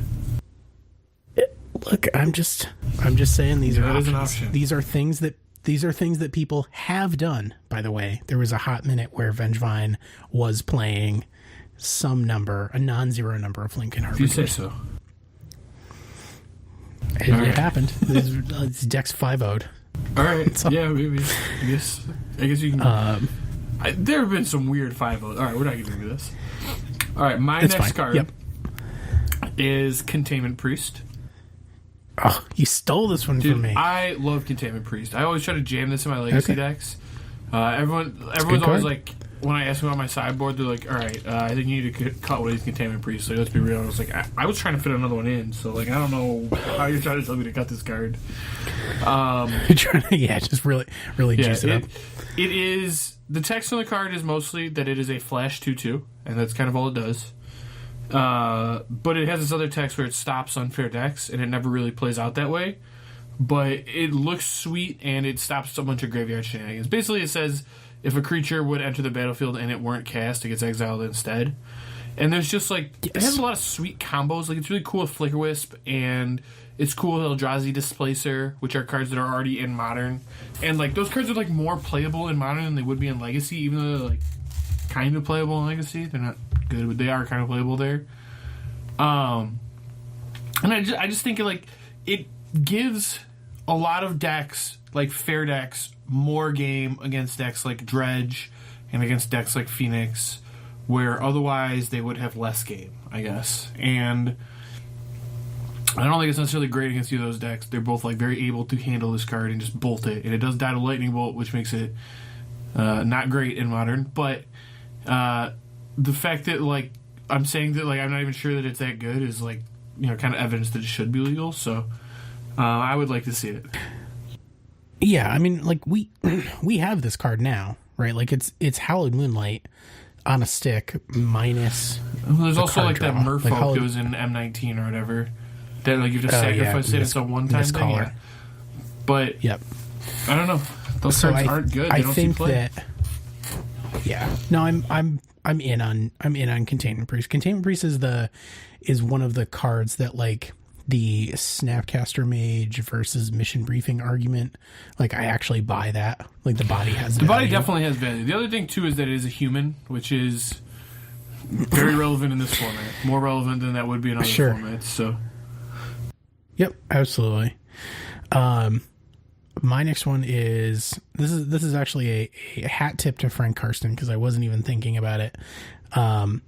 Basking Root Walla, give me that sweet Madness 0 1/1 that I can. Yeah, man. If this format needed anything, it's better things to discard that cost 0 mana. It's more, more it's degenerate graveyard stuff. Needs a 0.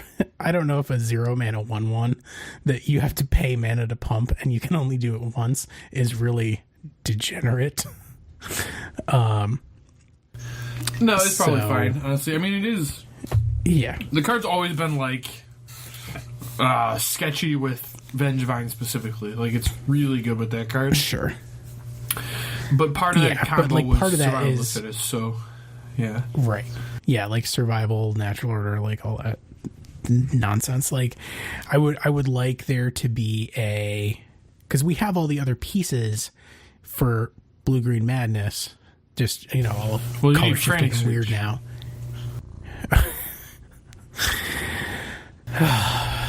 Frantic Search is really good in Blue-Green Madness.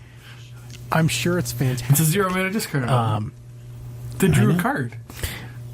I know. It's fantastic. Asterisk, no. But Basking Ruella would be dope. Basking Ruella would be dope.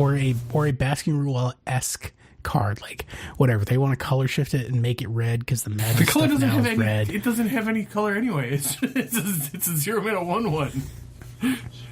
Sure. I mean, but you can. I don't know why you would, but I guess there's an amount of time. The color. It could be the first purple card in Magic, and it wouldn't matter.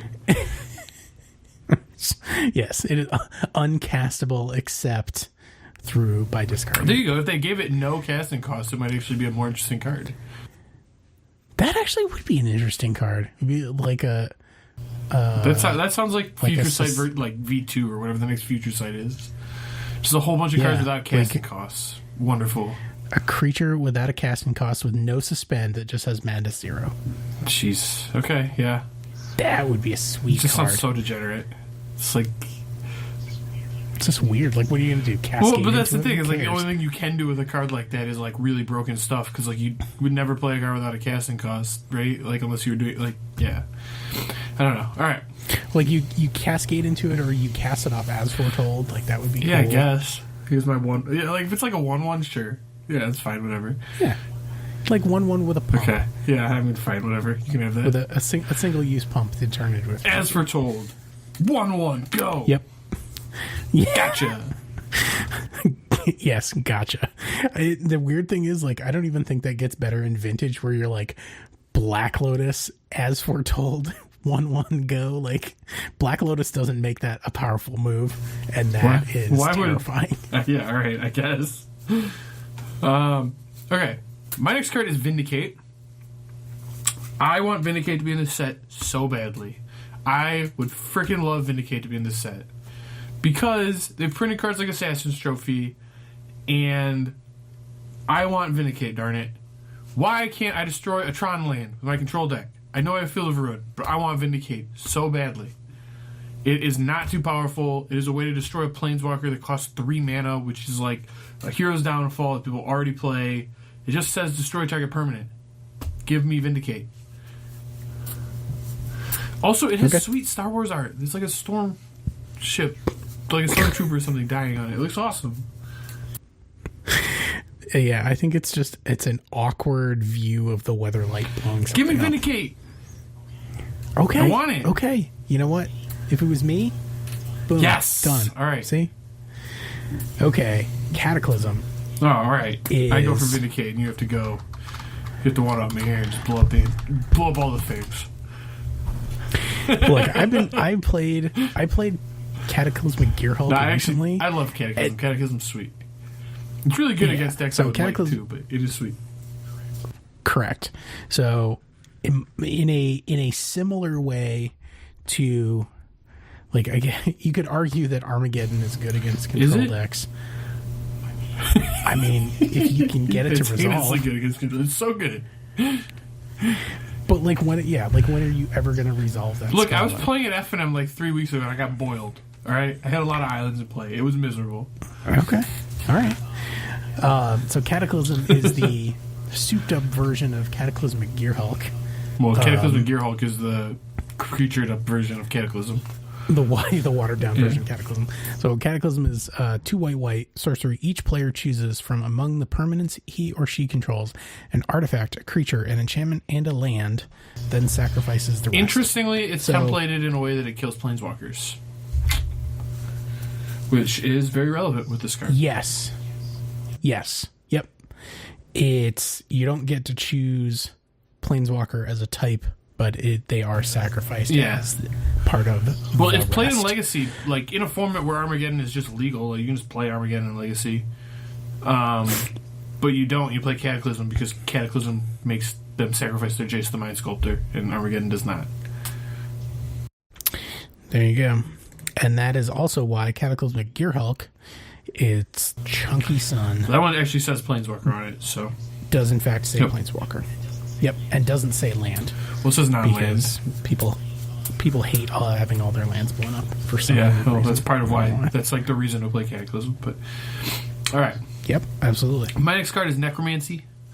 Necromancy is a 3-mana enchantment that just puts a creature card from a graveyard into play, and it also has a whole bunch of text about you can cast it with Flash, and then it reanimates a creature, but only until end of turn. And I just think like 3-mana reanimation effects in Modern are about what the going rate should be. I'm fine with that card. I don't think there's that much needs to be said about it. It's like a degenerate reanimation card, but it would be fun in the format. There isn't very much reanimation going on in the format right now. There's a lot of like using the graveyard to do unfair stuff, but it's not like reanimate Grizzlebrand type stuff. It's like it's like Arclight Phoenix and Dredge stuff, which is a different type of graveyard stuff. So it would be cool to have this card in the format. I think it's fine. Holy crap, there's a lot of text on this card. Yeah, it's all just poorly worded, but it really doesn't have as much text as it seems like it should. Yeah, it could be retemplated, but yeah. Oof. It's interesting though. I mean, I'm in. It's just a 3-mana reanimate creature spell. Like, it's fine. Yeah, it's like 3-mana animate dead, but it conditionally has Flash. It pairs very well with Frantic Search, for the record, because you can pay 3 mana, untap your lands, put the creature in your graveyard, then cast Necromancy. It's perfect. Sure. All right, so I'm gonna group these 3 together because they are sort of the it's just the Legacy Death and Taxes deck. It's just basically it's just Legacy Death and Taxes with one notable exclusion, which I think warrants a separate discussion. Sure. So Recruiter of the Guard, Sanctum Prelate, Mother of Runes. I was going to say Mother of Runes is the one that should have the separate discussion, but no, I think she doesn't introduce an entirely new mechanic. She's just oh my god, that card is heinous, but sure, yeah. So unfortunately, I believe these are all humans. So like that's a thing. Also, so like Recruiter of the Guard is just basically Mega Militia Bugler for the same cost. Less power. Sanctum Prelate. Recruiter of the Guard is a 1/1, which is relevant. I mean, yeah, it's probably way too good in humans, but yeah, I mean, Militia Bugler as a 2/3 vigilance is like he's fine. I mean, he's a soldier. I tried playing him in soldiers, and he's terrible. Okay, which you wouldn't think, but Cedric Phillips was right. Sanctum Prelate is another. It's a 3-mana hate card, but it's very narrow in the sense that it does exactly one thing, which is when it comes into play, it's 3 mana. When it comes into play, you pick a number, and as Sanctum Prelate enters the battlefield, choose a number. Non-creature spells with converted mana cost equal to the chosen number can't be cast. So, against control decks, you put this on what's sort of like a chalice body, but it's only for non-creature spells. Like I feel like this is like, though powerful, it is sort of an eminently fair card. Like it does to like put quotes around that fair that you just said. It's unfair. It's unfair against decks that you like to play. I think this card is just like insanely powerful. I didn't say it wasn't powerful. It's absolutely powerful. But if you put Sanctum Prelate on 2, then your opponent just bolts it. And if you put it on 1, then you made the right choice and your opponent's in a lot of trouble. Well, I mean, that's just how the card works. It's really heinous that it's also only non-creature spells, but it's in an archetype, like, it's a human, which only plays creatures, so it's like a one-sided, you can't cast non-creature spells of X. Like, I think this card's a lot better than you think it is, and it feels really unfair in Legacy in some spots, and it's like, I don't know, man. I don't think I'd want to see humans with access to this card, but that said, it's probably okay, I guess. I don't know. Like, I'm happier seeing a humans deck playing this card than I am, like, dual decks. Is it Phoenix versus Dredge, I guess? I don't know. Sure. Yeah, and it also, like, it doesn't really do anything against either of those decks. What? So, did you say it doesn't do anything against those decks? This card is insane against Phoenix. It's so good against them. Oh, against Phoenix, yeah. But against it's Dredge, also like pretty good against Dredge. It's worse than Chalice against both of those decks. What? It's better than Chalice against those decks. How so? Because it costs 1 less mana to get it on the number you want it on. But if you want it on 1 against Phoenix, sure, it's worse there. But against Dredge, you want it on 2. What, for life from the Yeah. And Cathartic Reunion. Cathartic Reunion, I can see that. Okay, sure. So I guess know. You can put it on 1 and stop fizzing, but whatever. Like, the point is that this card's really powerful. I would actually be fine with it being in Modern, but it is not. It is really good against the type of deck I like, so I wouldn't be super happy about it, but it's fine. Sure. I found Chalice to be very weak against Dredge. It's not good against Dredge, and I played that match a number of times this weekend, or last weekend rather. For the record, Mother of Runes is heinous. That card is. I actually had a discussion with somebody else about this, I think last weekend or something, 2 weekends ago, where we were saying that Sylvan Safekeeper would be an interesting card for Modern, but Mother of Runes is like, please no. And it really is the, like, Mother of Runes blanks removal spells completely, so you just, like, can't use removal spells against it. And it just, like, leads to just, like, people, like, trying to not use removal spells at all. Like, they're just like, all right, I'm just going to play Storm and kill you on turn 3 instead. Whereas Sylvan Safekeeper, like, blanks removal spells, but it doesn't, like, mess up combat math. And, like, Mother of Runes is just, like, ridiculous. Like, it forces through damage, it protects your creatures, it just does so much more than it looks like it should. It's a really powerful card. You know, it would be great against that? Innocent Yeah, Blood. I mean, true. It still blows my mind that Mother of Runes and Treachery were in Standard at the same time and both cards were bad. Those cards are just ridiculous. Dude, Old Magic is so weird. I mean, that was a really big format, but it's whatever. Alright. My next card is Sphere of Resistance, which would have actually been very good in that format. Mostly because it would have been good in the deck that it seems like you would have played it against, but that's beside the point. Sphere Resistance. How is this against Frantic Search, though? It's good against Frantic Search. Well, it is. Yeah, it is good. Depends. It depends if they're untapping Tron lands. It doesn't matter. Sphere Resistance is 2 mana for an artifact that says spells cost 1 more to cast. I don't know. Thorn of Amethyst is already legal in Modern. Mishra's Workshop is not legal in Modern. Yeah, I don't know. It seems like it'd be good in Tron decks, but... Yeah, I mean, it's... I think there is a... does this even see play? I don't know. I think it would be good in Tron decks. I mean, like... Yeah, it would certainly be annoying. I think it'd be good in Tron decks. Like, that's just where people would play it. It would be good there. the last of my tribal entries, Wirewood Symbiote, which is an elf enabler that is not an elf. There was a weird elf insect crossover during Scourge era, and which was in woof. For the record, it is really yes, good this card was not an elf.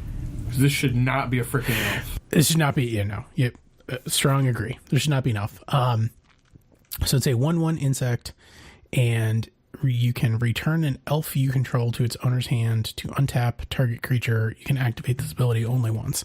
So it gives you like a boost with Heritage Druid. I think that's probably its main. Well, they use it. It's used with Elvish Visionary. It's just like this insane card draw engine with Elvish Visionary that also just like produces mana. Yeah, and has like haste. I mean, elves. Like, I don't think it's too good for Modern. It's just like another elf card. I think it's just fine for Modern. It's like busted in decks that have the cards Natural Order and Glimpse of Nature in them, but like every elf is busted in those decks because those cards are busted. Sure. And like the way Modern Elf decks look right now, like the card would probably be good, but not insane. Just like a good card. Yeah. No, it's more combo-y than the current elf deck is, so it would like lead the current elf deck in a new direction, but at the same time not be like broken, I don't think. Sure. Alright, my next card is Council's Judgment. Council's Judgment is a 3-mana spell that just exiles any permanent, and it has this weird templating where like people vote for permanents, so like essentially it's targeted removal that isn't targeted. It just gets around like targeting restrictions like hexproof and whatnot, which I have always just loved as a card because it's so fair. Like, it's a 3-mana exile target permanent. It's like a Vindicate, but it doesn't hit lands. It's non-land. But it just like, it's like just a fair answer to all of these cards that like would cheese you out of the game otherwise. And it's sorcery speed and it's double white, so it's not like insane, but it's like sometimes you just lose to Geist of St. Trash, and like a game is just not a game because you couldn't interact at all because this deck is designed to just not be interactive, which is just not fun, I don't think. And it's just like, to me, it's just like you were trying to not be interactive? Well, I get to interact with you type card that, makes formats more fun to me, I guess. So I would really like to see that card in Modern. You know what card's really good against Geist of St. Trash? What is that? Innocent Blood. Sure. Yeah, I guess. All right, my next card, and this is the card that I separated out of that sort of like white Death and Taxes-y kind of thing. Is Palace Jailer, 2 white. He's a soldier that did not influence my decision to put him in here. Was the fact that he's a human but I would influence your decision? Because I was thinking the humans needed a new card draw engine, so. I mean, since they don't have a card draw engine right now, this card would be is gonna like. I actually think this card is good for Modern, but this card is really good in humans, like really good in humans. Yes. So Palace Jailer is 2 white for a 2/2 human soldier.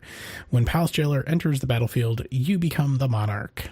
And when Palace Jailer enters the battlefield, exile target creature an opponent controls until an opponent becomes the monarch. So it's not when he dies, it is when your opponent becomes the monarch. So monarch is the ability. Monarch says you get an emblem, and it says at the beginning of your end step, draw a card. And then it says whenever you are dealt damage by a creature, I think combat damage. Whenever you deal combat damage by a creature, that opponent becomes, or that creature's controller becomes the monarch. There you go. So it is from Conspiracy, Take the Crown. See how those two things interact? And it was an uncommon in that set, which is hysterical because it is just like unbelievably good. It's so powerful. It's so much better than it looks to. It's like a 4-mana 2/2 that like doesn't look this good, but like it plays like a planeswalker, honestly, like where it comes down. It plays like a planeswalker that like comes down and you get like all the abilities at once. Like it exiles a creature, you get a 2/2, and you're just drawing a card every turn for the rest of the game pretty much. Like it's ridiculous. Yep. Yeah, so this card is great. I would play this card in a heartbeat. And so the only issue is that you then have to sort of contend with Monarch shenanigans. Yeah, Monarch is not great. I will say that. But so it's a weird thing, and it's also like it is another emblem effect, and from my perspective, the emblems are already problematic because you cannot interact with them. And this is an emblem that not only can you not interact with it, but it switches back and forth between the players. That's why I disagree. It's an emblem that you actually can interact with. So it is better in that sense. Like, I can take the emblem from you, so it's like I can interact with it. I can't remove it, but I can take it from you. So that is like... It's an emblem you can interact with, I guess, which is more interesting than, like, Planeswalker emblems, I guess. But, like... I don't know. Like, I do think that the Monarch is good for forcing the format to become more fair, because the format just doesn't have very much of that right now, and it's so powerful and it's like so worth doing, and it punishes unfair decks like well enough that they are interested in like having this effect, I guess, that it is the type of card that would see a ton of play and like force people to play fairer decks. And it also, like, the other thing about Monarch is it, like, forces you to play fairer decks, but also, like, you can't play, like, creatureless control fair decks, right? Because you, like, need a way to interact with the Monarch. And, like, when, you know, people play Cavern of Souls, naming human in this format, which is something that happens already, this is a human that makes it a Monarch. I mean, holy cow, would this card be good in humans? Like, you can hit it off Militia Bugler, like, oh, this card would just be so good in humans. Yep. Give me that Palace Jailer. All right, my next card is Cunning Wish. I don't actually like the Wish cycle that much. I'm not like super hopeful for them to be in Modern, but I will say that just Wish cards would be cool in Modern. Like, we don't really have any of those. There's Mastermind's Acquisition, but that's not like close to Modern playable. But like, just being able to search your sideboard for a card is cool, and it's an effect I would like in Modern. Yeah, I mean, we have Glittering Wish and the Eldrazi Wish. So this is just instance. I guess, I don't know. I think it sees play as like a way for degenerate combo decks to hide their win con from discard. Oh, they just take the Cunning Wish. I mean, sure, like, it's a pretty inherently unfair card, but it's fine, I think. Yeah, I agree with you in the sense that, like, I guess I don't think it would blow up the format or anything like that. I think that the wishes as a type of card are just like clunky and they're inelegant. Sure, I mean, I agree. I do think they would be cool, though. It's the type of card that I think Modern could have access to. Sure. My last one is Toxic Deluge. I am a big fan of this card. I've played it in every Legacy deck that I've ever played. It is 3 mana sorcery. As an additional cost, cast Toxic Deluge, you pay X life, and all creatures get -X until end of turn. Toxic Deluge is sweet, and it should be Modern legal. Enough said. Yes. That's pretty much it. The closest thing we have is like not Massacre. What's the other one? The one that's it's like minus Mutilate. That's what it is. You know, like it's along those lines. But the -X is great. The additional life does make it good in Death Shadow, but it's not like a complete free roll, because I played it in Legacy Death Shadow, and you have to manage your life total. It's like an additional thing that you have to manage your life total with. So it's not just like, oh, I'm going to kill you with this, you know, I'm going to cast Toxic Deluge and then kill you with this thing. There's more figuring to it. All right. My next card is Daze. Daze is 1 in a blue for an instant. It says counter target spell unless its caster pays an additional 1. And it says you may return an island you control to your hand rather than pay Daze's mana cost. So basically, you can return an island and force spike somebody for 0 mana, which is one of the best cards in Legacy by a pretty wide margin.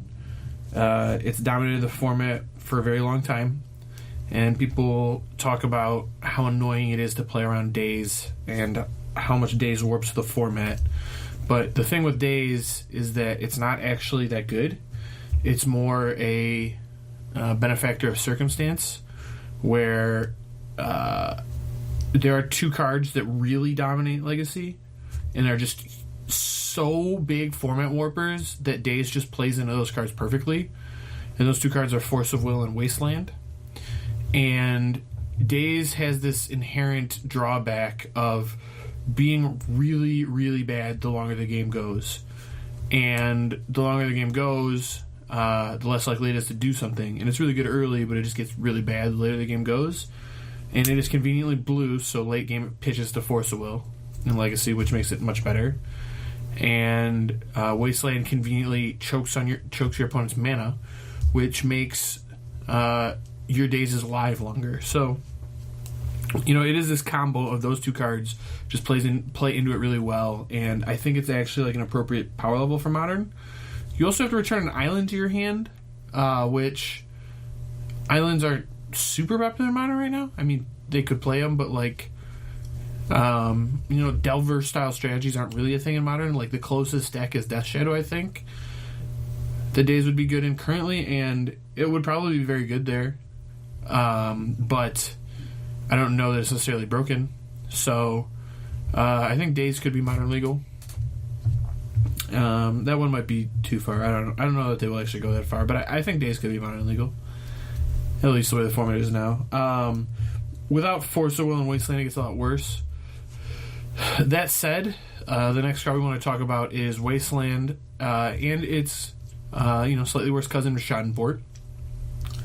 And if we're going to bring those back, I don't really want Daze in the format, but if they don't come back, then I think Daze is fine. But point is, I think we should talk about Wasteland with Schadenport coming back to Modern. And I think Wasteland could be too far. The card's really, really, really good. This is a format where your lands already punish you because they're shock lands, and part of the reason Wasteland is legal is because the dual lands in Legacy don't punish you. They're just perfect duels. So, the punishment that those cards have is that they get hit by Wasteland. So there's a lot of is it really good for the format? Probably not. But there's also a lot of people play Tron lands, and people don't like playing as Tron lands because they don't really have a good way to interact with them. And people play Amulet Titan, and there's no great way to punish Amulet Titan decks. And people play a whole bunch of decks that are just like humans. They're just based around all these Cavernous Souls. And there's no real way to punish those decks because Wasteland doesn't exist. And I think it'd be interesting if it did. I think Wasteland, though, is the type of card that drastically changes a format a lot. And that is not part of their mission statement. So I don't think it's likely to be in the set. But it would be a card that would be interesting in Modern. So that's why we have it here. Rishadenport. Rishadenport is actually a card I could see being in Modern. That one, I think, without Wasteland, is a lot less interesting. It's not nearly as abusable like Wasteland is with cards like Life from the Loam or Crucible of Worlds, and it doesn't break up Tron. It just kind of slows them down, and it doesn't punish Amulet Titan bounce lands quite the same way. So I could actually see Rishadenport being in Modern. I don't actually think that one's heinous. I guess I just wouldn't be shocked if Rishadenport was in the set. I could see it. It's a very powerful card, don't get me wrong, but I just wouldn't be shocked if it was in the set. Sure. Yeah, I mean, Wasteland is, people are like, oh, it punishes unfair decks, but it really just, you use it to mana screw 3-color decks. So it is in Legacy.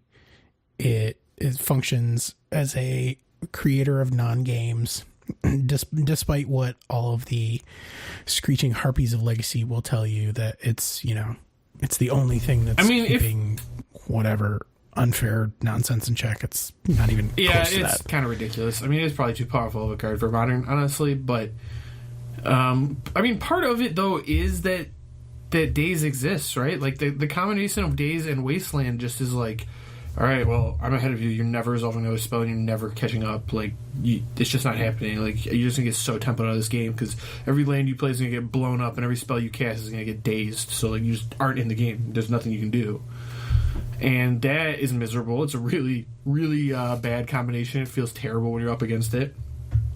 So I don't want to see them both in Modern. That said, either one of them by themselves could be okay. I think. I mean, I don't know. Wasteland's. Yeah, maybe Wasteland's too good. I don't know. That one's closer. It was definitely closer. All right. So there's also some other big goings on. Yes, there is. And, so I talked to Aaron earlier in the week, and I have decided that I need to take a break from Magic. I don't really have the fire anymore, and it hurts a little bit to say it, but I'm going to be retiring from the podcast. I don't really have any plans outside of it. I'm just leaving and taking a break from Magic, and it's definitely sad. But I want to say that I really enjoyed being on the podcast. I have a lot of good memories. Met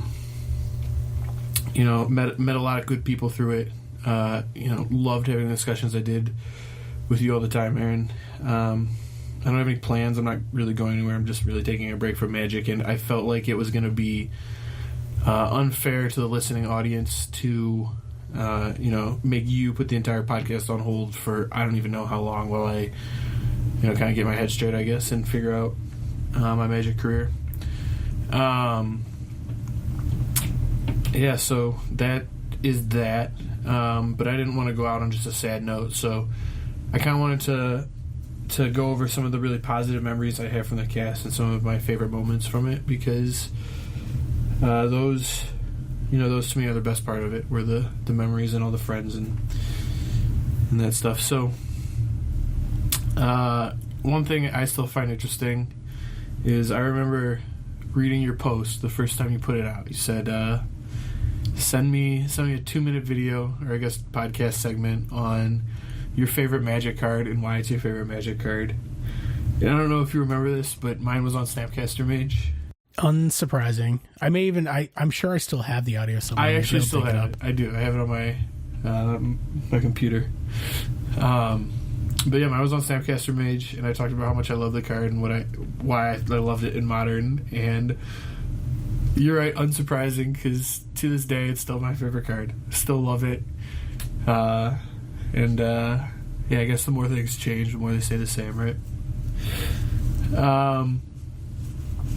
So yeah, I really enjoyed the tryouts. Something else I really enjoyed in the cast was, I don't know how many people even still remember this, but right when I joined, we did some like archetype specific interviews with like archetype masters, and I really enjoyed those. They weren't super popular, so we didn't continue them, but they were really cool. I actually enjoyed the conversation and learning about the specific decks, and I thought they were going to be cooler and more popular than they ended up being, but they're actually still one of the things. Like, I still get messages to this day from like people now. They're like, hey, I went back and listened to this interview you did with Caleb Scherer about Storm. Like, do you have any more like these? It's like, no, nobody will like those, but they were cool to me. Yeah. We're unfortunately, to a certain extent, we're slaves to the ratings. Yeah, so I enjoyed those a lot.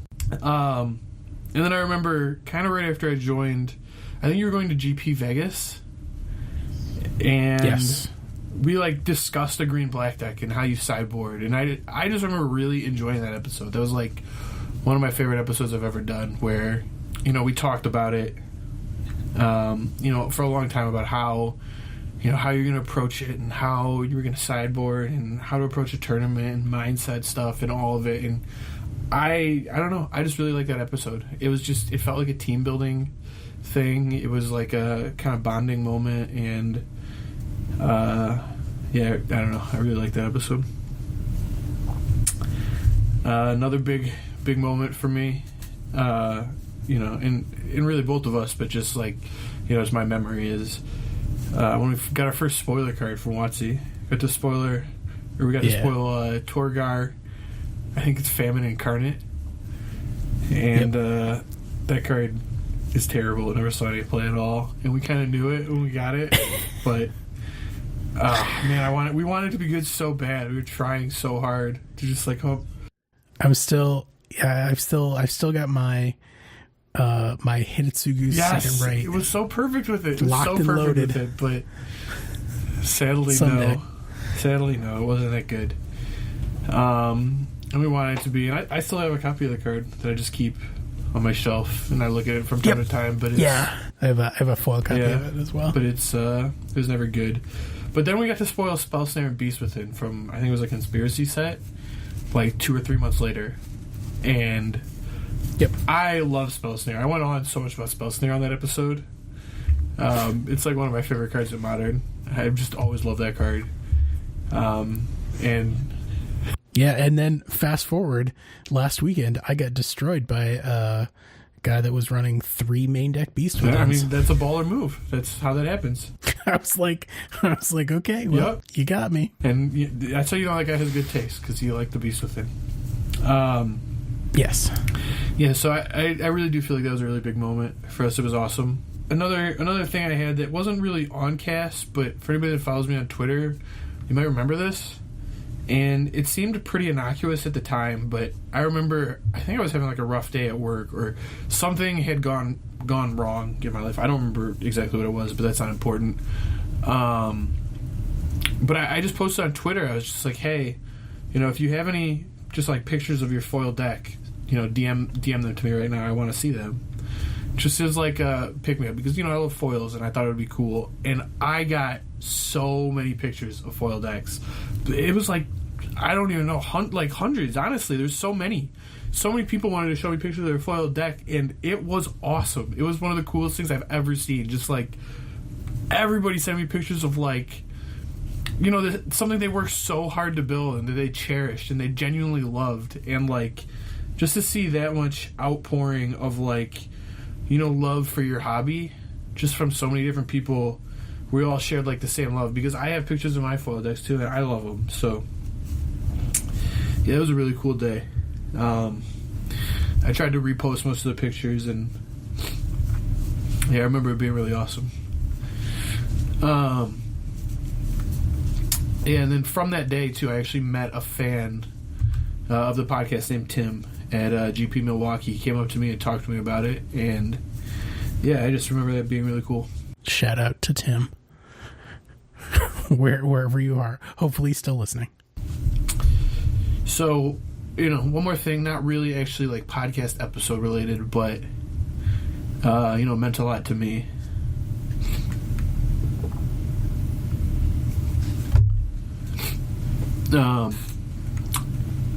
I think it was earlier in the summer. No, sorry. It had to be like last September, maybe? Something like that. August. I don't remember exactly. Maybe it was the last August. I don't know. I have like no concept of like the GP schedule. Every once in a while, somebody will be like, "Oh man, it was GP this, and I did this, and this," and I'm like, I don't remember what I did yesterday. I think it was last August or maybe September. Regardless, I had some rough personal stuff happen to me earlier that month, right before this Grand Prix. And I thought I needed some money at the time. And I honestly thought I was going to quit Magic. I don't think I've ever said this, but it really hurt, because I love Magic. It's like one of my, something I really enjoy.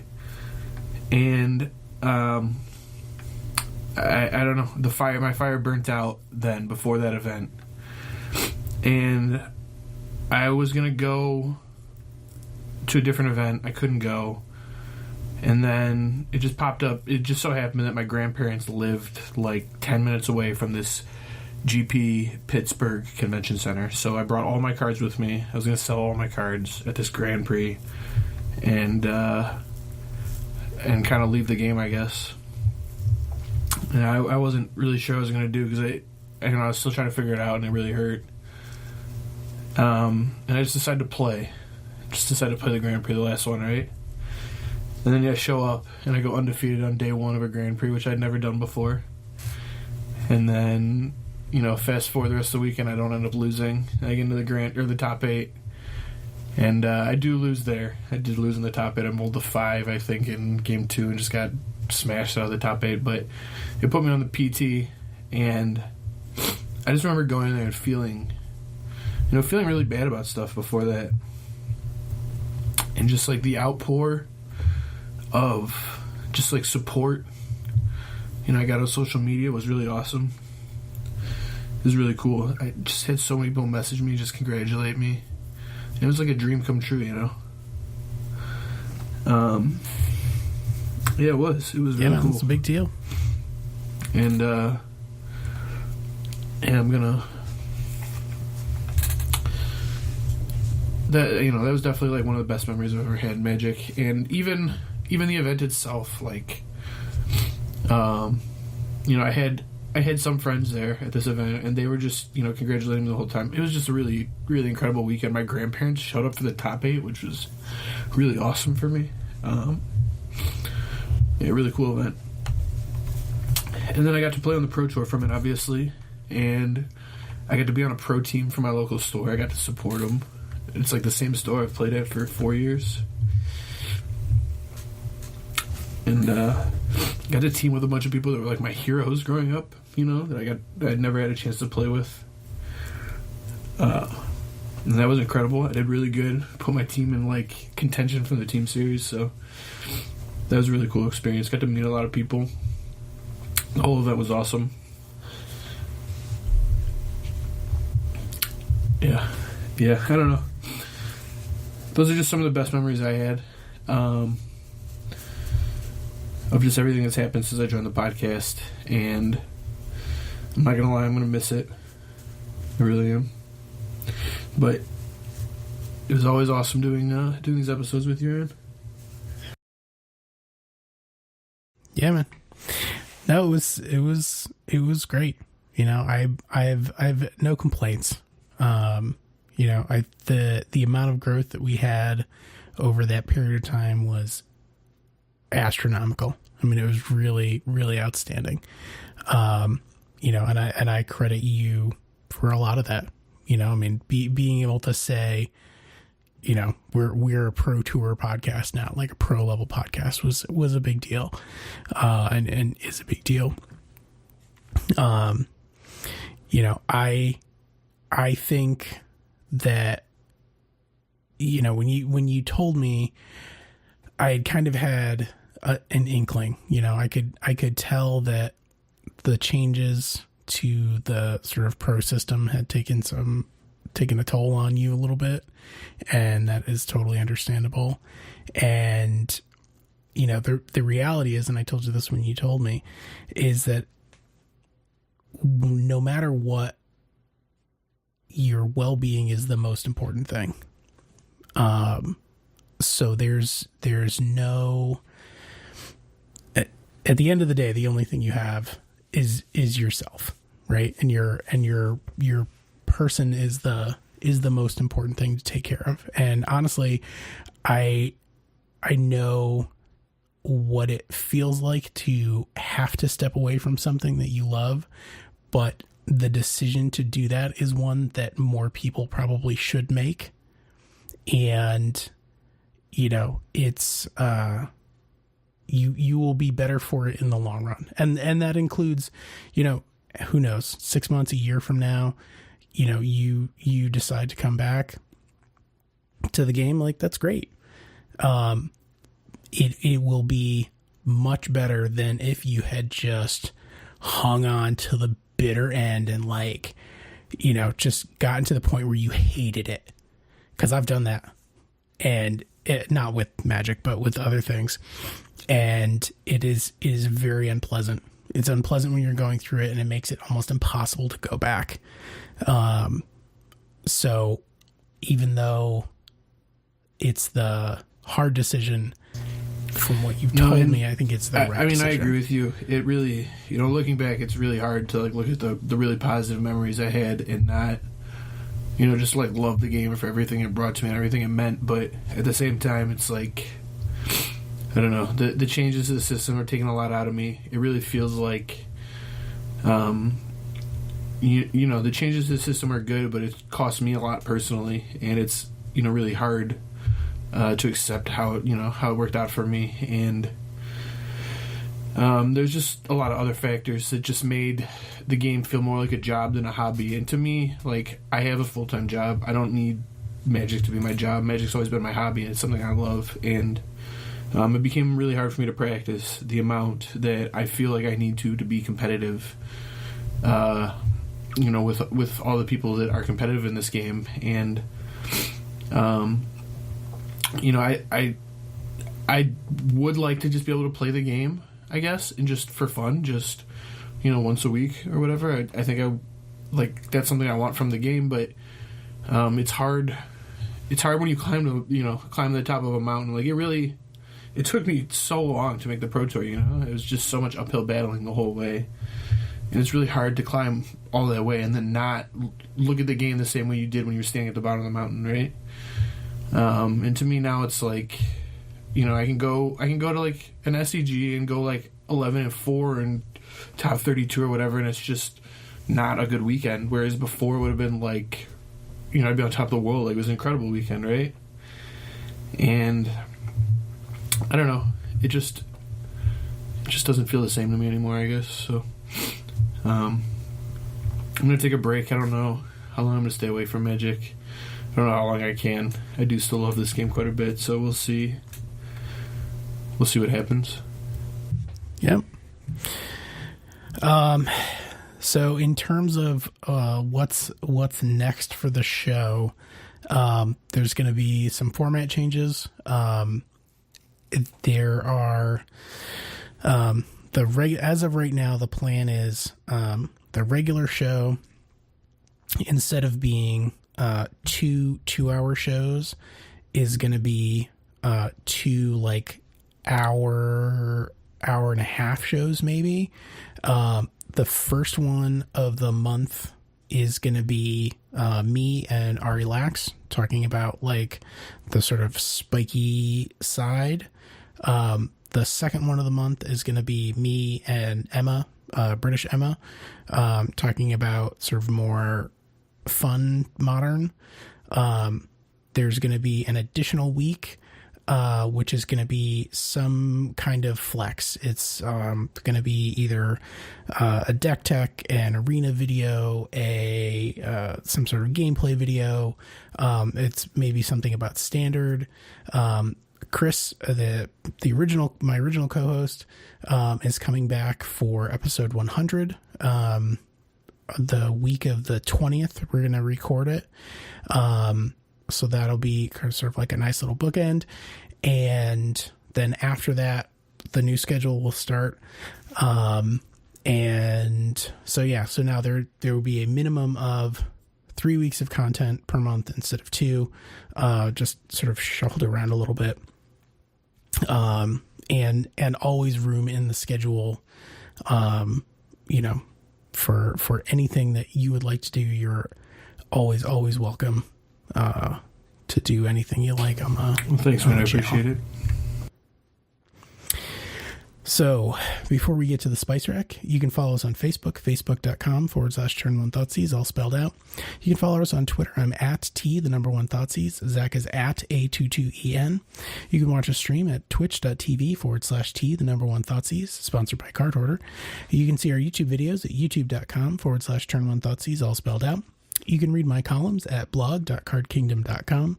You can become a member of the Thoughtseize Cabal at patreon.com/Turn One Thoughtseize, all spelled out. And of course, you can see all of our content on turnonthoughtseize.com. The Spice Rack card for this week is an oldie but goodie, a card that has been in Magic for literally 25 years, which, according to my notes here, is the perfect Magic card. Yes. The Spice Track this week is the card Giant Growth. And, yeah, modern staple. Giant Growth. I picked it because I just thought the name was symbolic for, me personally in the show, just the entire time I was here. It felt like a giant growing experience, and it really, has been an awesome, awesome run, man. But past that, the actual card itself is an amazing Magic card. It really exemplifies why this game is so amazing, just mechanically, I guess, in that it's so easy to understand, just like target creature gets bigger, right? That's just what it is. This creature gets bigger, it grew. And it's really simple, but it's so deep at the same time. There are times where it just doesn't do anything. There are times where it's a huge blowout. There are times where it just like wins games. You can use it to like counter removal spells sometimes. Yeah, and it's a really cool card. Just all the like weird interactions that come up with it, all of the different ways to play it, and it's never really been modern playable, but it's also never been far off. Mutagenic Growth has seen a ton of modern play. Might of Volcrosa, Become Immense was like almost thought of as too good for a little while. Like a really powerful Giant Growth, right? So yeah, it's a little underpowered for modern, but at the same time, it's not too far off either. So, yeah, I don't know. I don't know. I think it's a sweet Magic card. I think just thinking about all the ways it plays out is just exemplifies why Magic is great, and I think it's a good symbolic card to go out on.